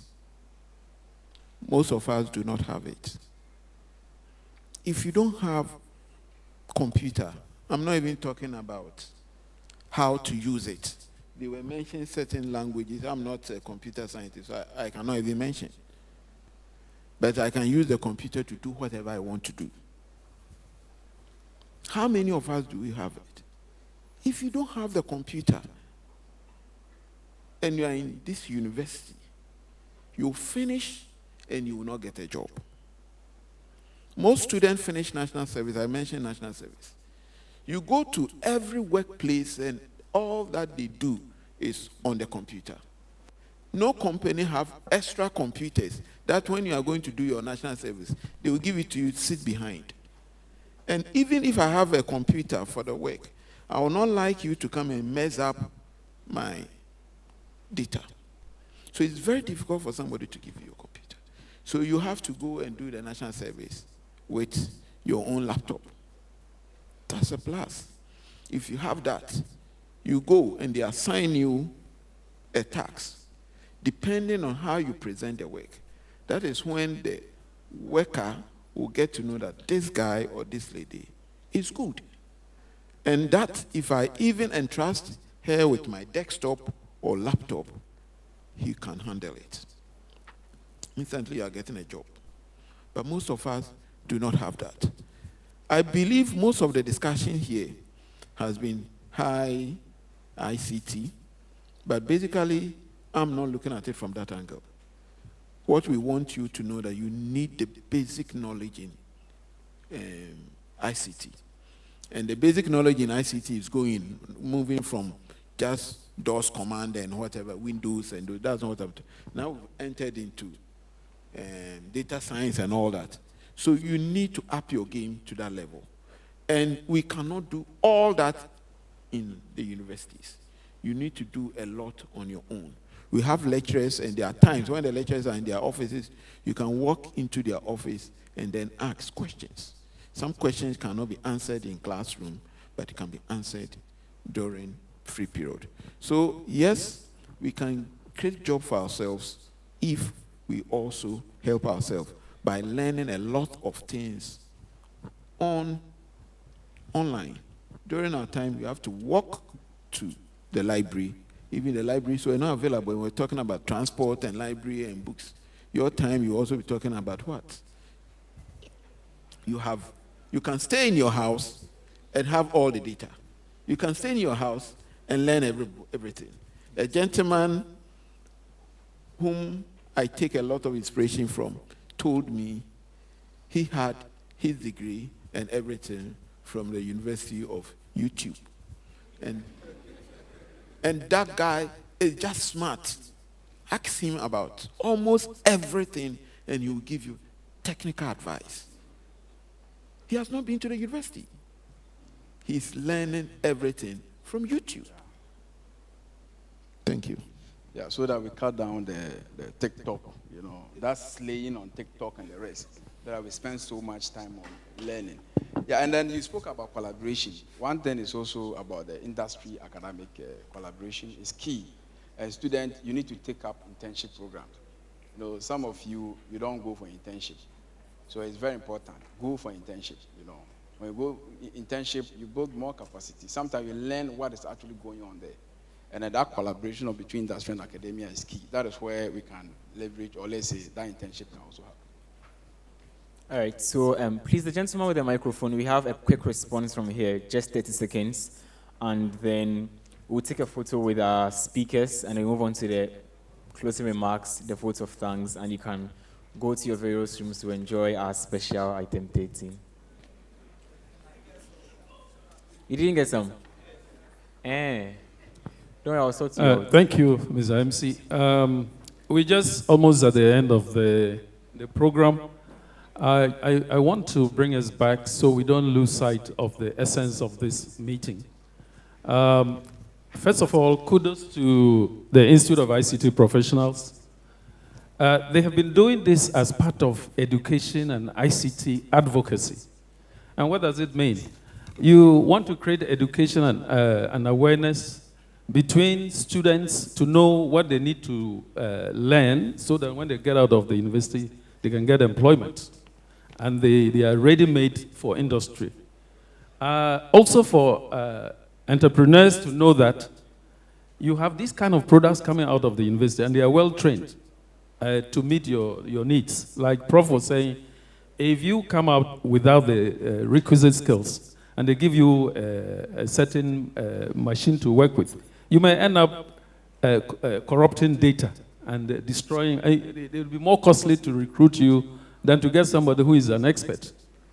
And whilst we are discussing this, the stakeholders, people who are in authority to ensure that these changes come about, are also listening. And they will put in the necessary structures to make sure that the universities have the necessary human resources and develop the necessary curricula to make the necessary changes so that we can all move together.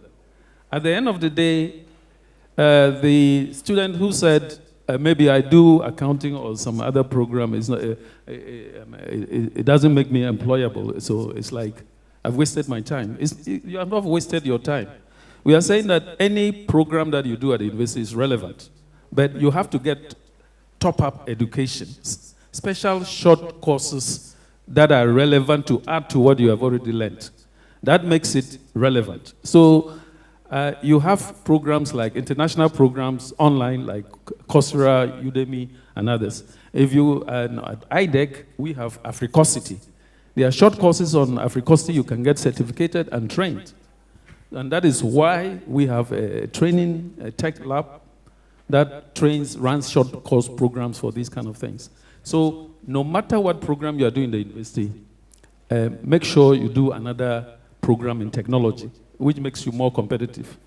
And the world is becoming a virtual university. It comes to a time that you have online degrees. You don't need to sit in a classroom now to get a degree and to get a relevant degree that will give you employment. So this is a transformation that we are talking about. It comes from the student, it comes from the lecturers, the people in the educational sector who regulate this sector, to bring us all about to respond adequately to the changing the transformation that is going about, so that we can all be relevant and feel useful. Thank you very much. Thank you so much. So we'll give 10 to 20 seconds each to our four speakers to give us their final remarks if they have any. And would call upon the photographers to come closer as they take a group photo when they are done. And would give an applause as they take their seats. So we'll start from... Okay, thank you.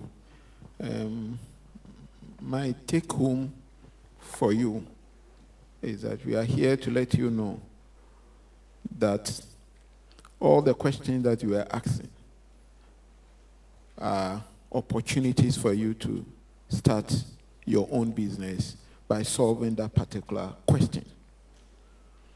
How to share data, he said it, is a problem. How do we do that? The data they are talking about, MTN, my data is there. I also contributed, but they are making money out of it. How do I also get some from it? These are questions that students, you can go through it and then come up with an app that I can then look through the data that they have and know that my contribution to the data is 60%, so whatever they get, I have to also get something. Please, let's add problem learning be problem solving. And as you are solving the problem, we are creating jobs. Don't leave here and say, I'm supposed to be employed, but rather go and employ somebody. Thank you very much.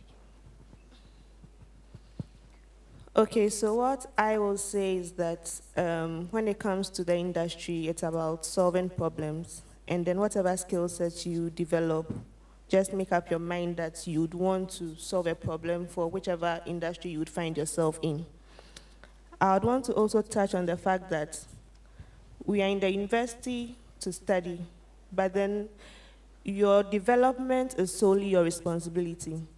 So if you need to get someone ahead of you to coach you or to mentor you, you do. The person can guide you. You have your lecturers here who have some level of experience that can guide you. IIPGH has opportunities that you can take advantage of to learn and to study and to prepare yourself for the future. Don't rely solely on what you say you are learning in the lecture halls, and know that your own development is your own responsibility, and make up your and have that learning spirit to move ahead. That's what I'll add. Thank you so much, Okay. Dr. Wuni. So, two things. First, let's cut down the TikToking and those other social media. You know, some of us were even addicted to it. You can be there for the whole day, 24 hours. You'll be spending like 18 hours on social media platforms and all that. So let's cut it down. There are other, opportunities you can grasp. Coursera is there. There are a number of courses if you want to build capacity in a certain area. Somebody spoke about building capacity in public speaking. He learned it, I think virtual or something. So you can build capacity by taking courses online and all that. And then the second part is also internship. It's very key. It's very, very important. If I were you, every semester I would go and take up an internship program. That's where you learn practically. You can't pick everything from the university. And lastly, my department is coming up with MSc in Business Analytics. Maybe some of you may have interest in taking up those courses. Maybe if you want to build capacity in that area, you can consider applying to our department. We have the capacity, the machine learning and all that. You'll be taught in that. And then, it's going to be practically oriented. So you may also consider. And if you have done accounting or whatever, you can go through the access route. It's just one semester to build your capacity in Python programming, basic statistics and all that, and data preparation. So that the main program, you can, of course, learn more from there. All right, that's all. So I have one message for businesses and another one for our brothers and sisters here who are students. I like to use MTN a lot because I'm a big fan. So let me do one more use case. In my talk, I spoke about how we're connecting places, and then we're connecting people, we're connecting devices, and we're connecting people to the virtual world. Last year, I think, MTN was the first African company to buy 144 plots of land in the metaverse. So if you have this much forward thinking, it means that you are investing in spaces that may not be relevant to you today, but years down the line, as a business, that will transform and you cash out big. So just let's look at it this way, right? If you're another telco that you're competing, you are busy thinking about how to improve your service. Another company is in the metaverse. By the time you finish and you get there, they are everywhere you go. You get it? So it's good to think ahead and invest towards that line, because you may be doing A, but 5 years down the line, you realize that the needs of your customers has changed, and you're out of business. And for our students, I also want to add to what he said about internship. It's very, very critical. Don't think about buying a Mercedes-Benz now. Think about acquiring skills that you can leverage on, to progress your career. I'll give you an example. So I guess sometimes I get a number of messages, and there was one particular person who sent me a message on LinkedIn, and what the person sent was, I have some free time, I have heard about your company, I want to come and learn, I'm willing to do it for free, I want to do an internship. Now, of course, I can't just, and so what happened was that she sent me her CV, and you could see a long list of internships, and those were skills. So this is somebody who doesn't have, let's say, after university school experience. So I was impressed. So I looked at her background, and I created a special role for her and said, okay, so come on as an intern and do this. And of course, I couldn't just look at her and say, do all of this for free. So in the end, she came as, I want to do this for free.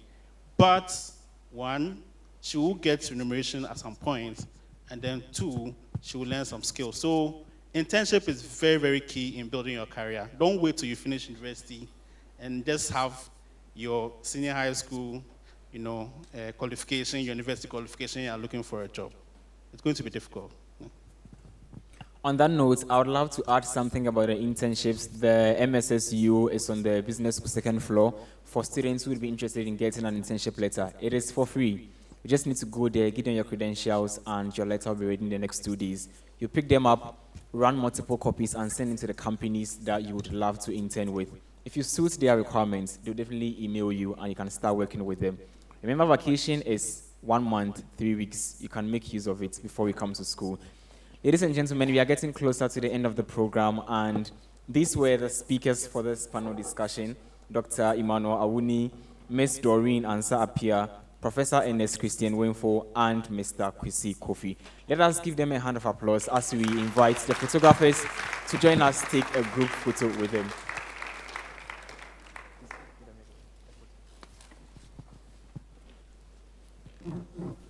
As they're taking the photo, we would call upon the acting president of the University of Ghana Business School, JCR, to give us the closing remarks.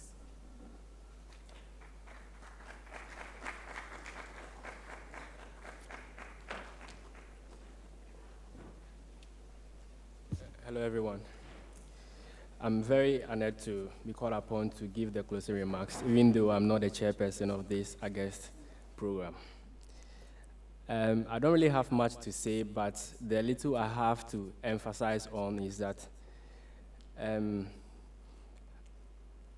dean of the ICT Professional Institute emphasized that we are here to acquire skills, about 60%, but the rest, 40%, is up to us to develop ourselves with. But then, having heard all that they said, it's up to us to take steps after living here to make an impact in our own lives.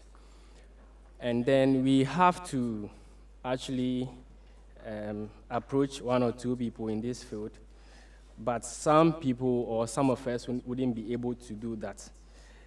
After this program, one thing I will assure you is that I will talk to the Dean of the ICT Professional Institute so that we can have a collaboration with them in the name of JCR, so that we will not just hear the theory part of this, but then we'll have a hub in the business school or these talented and then well-landed people to teach us, and then when we go out there, we'll make impact.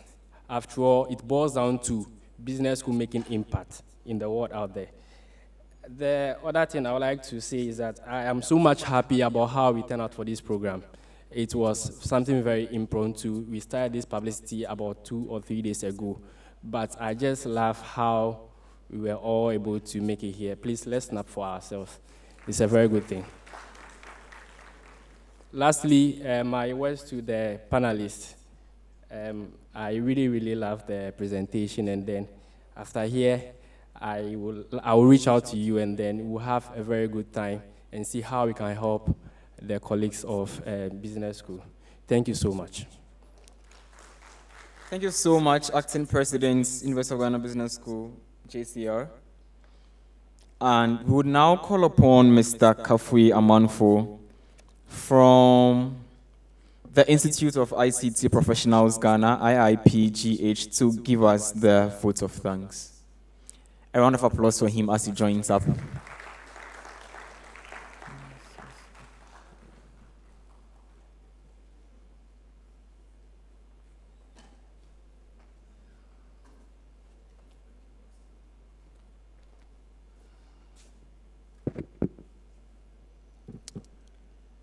I can see we are all very tired after sitting for about 2.5 hours or more. But we cannot leave here without appreciating and giving thanks to all of you. And to start with, we are grateful to God for giving us these large numbers to be part of us here. When we started, it was just a few people who were walking in, but along the line, we had a place filled up. So let's give thanks, and let's give a clap to all of us.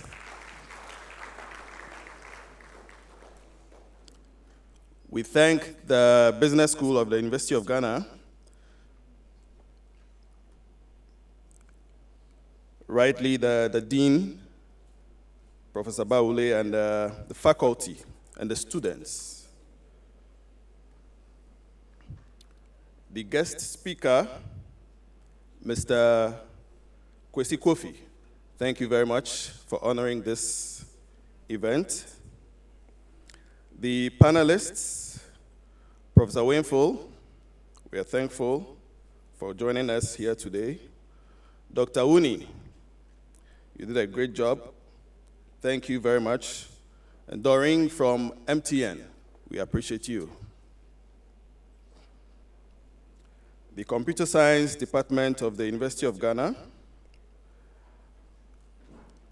Dr. Ohene Asante, and the students from the department. We appreciate you so much. For this program, we've always been doing this with AFOS Foundation. And from the first Indac-Ted to this very one, which is the 8th edition, we are so grateful, and we thank AFOS very much. Cynthia, you're here. Send our regards to Hannah. Thank you very much. IDEC Digital, Mr. Yana and his CTO, and the staff of IDEC. You came here to support us, and you've been helpful in getting this 8th edition from the preparation to this day. Thank you very much. We are thankful again to the University of Cape Coast, Dr. Fanuel. We can't leave you out. Thank you very much for bringing your students and also ATU, Mr. Fosu and Humphrey. I'm not sure Humphrey is here, but I'm definitely very sure he would hear our appreciation. We thank you for bringing your students also to participate in today's program. And again, to us all here present, and not forgetting our online participants. You did well, you stayed with us throughout, and some of you are still with us. We just want to say that this series of Indac-Ted, which is the Industry Academia Tech Dialogue, keeps on going every quarter. So we are looking up to coming back here to this business school or any other department in the university so we can have more fruitful conversations. It will not be limited to only the business school. So once again, thank you very much, and watch out for the next edition, which will be the 9th edition of the Industry Academia Tech Dialogue. This will be in Ho, but as we gave opportunity to online participants, so it will be done. So all of you can participate in the next edition. Thank you all for coming. Thank you so much, Mr. Kafui. So as he rightly mentioned, we should look out for the next edition of this program. Now, a special thanks to the organizing committee of this program. The beginning of the program was awesome. The content and setup was also amazing. And then we are coming to a graceful end. Now, we would want to thank our speakers for their insights, what they spoke on, and then our audience, the questions they asked, their contributions. We really appreciate them. Rightly, everyone has been served with attentating, right? All right, so we've come to the end of the program, and then thank you all so much for coming. We wish you the very best in your upcoming exams. Once again, my name is Frank Chikata, your MC for today's ceremony. I'm using the opportunity to invite you to the Law School Auditorium tonight as we have the food. Okay, photograph. I think you can join us up here so that the photographers can do their work.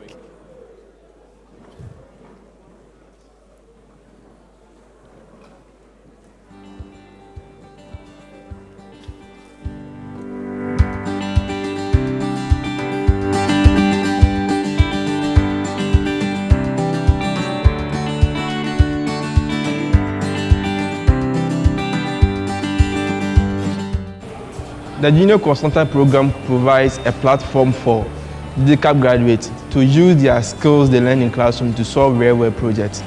Hi, my name is James Kwanzaa, a final year student from the University of Cape Coast, and I'm a junior consultant in the digiCAP program. I joined the JC program in 2022, and I was able to use my skills to help companies like Fairpoint Test. Companies really want to see the numbers, so as a data analyst, I use my skills to help them analyze data, bring out the insight in the data, and show them the numbers. I also help the Directorate of Academic Affairs to see the insight hidden in student academic data. I recommend the JC program to any student. This is a very good opportunity for you to utilize the skills, work on real-world projects, real-world problems. This will provide you a platform to gain experience, and after school, I assure you that companies will be looking for you because you have hands-on experience.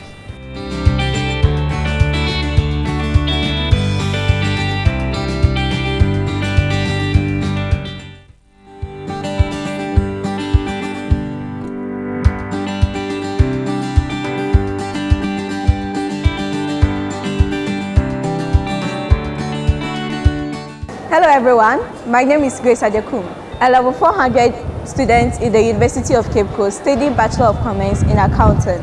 I discovered the digiCAP program when I was in level 200 and I was urged to join by my sister. I studied the Business Intelligence program, and upon completion, the JC program was introduced, which is the Junior Consultant. I joined the Junior Consultants program to be able to utilize the skills that I learned as a Business Intelligence student. That is my skills on using the Power Platform. So I became a Junior Consultant student to utilize my skills that I learned from the Business Intelligence program. And as a Business Intelligence student, I was taught how to use the Microsoft Power Platform, and upon being a part of the JC program, I was able to work on projects that has enhanced my skills and made me more competent than I used to be. I urge every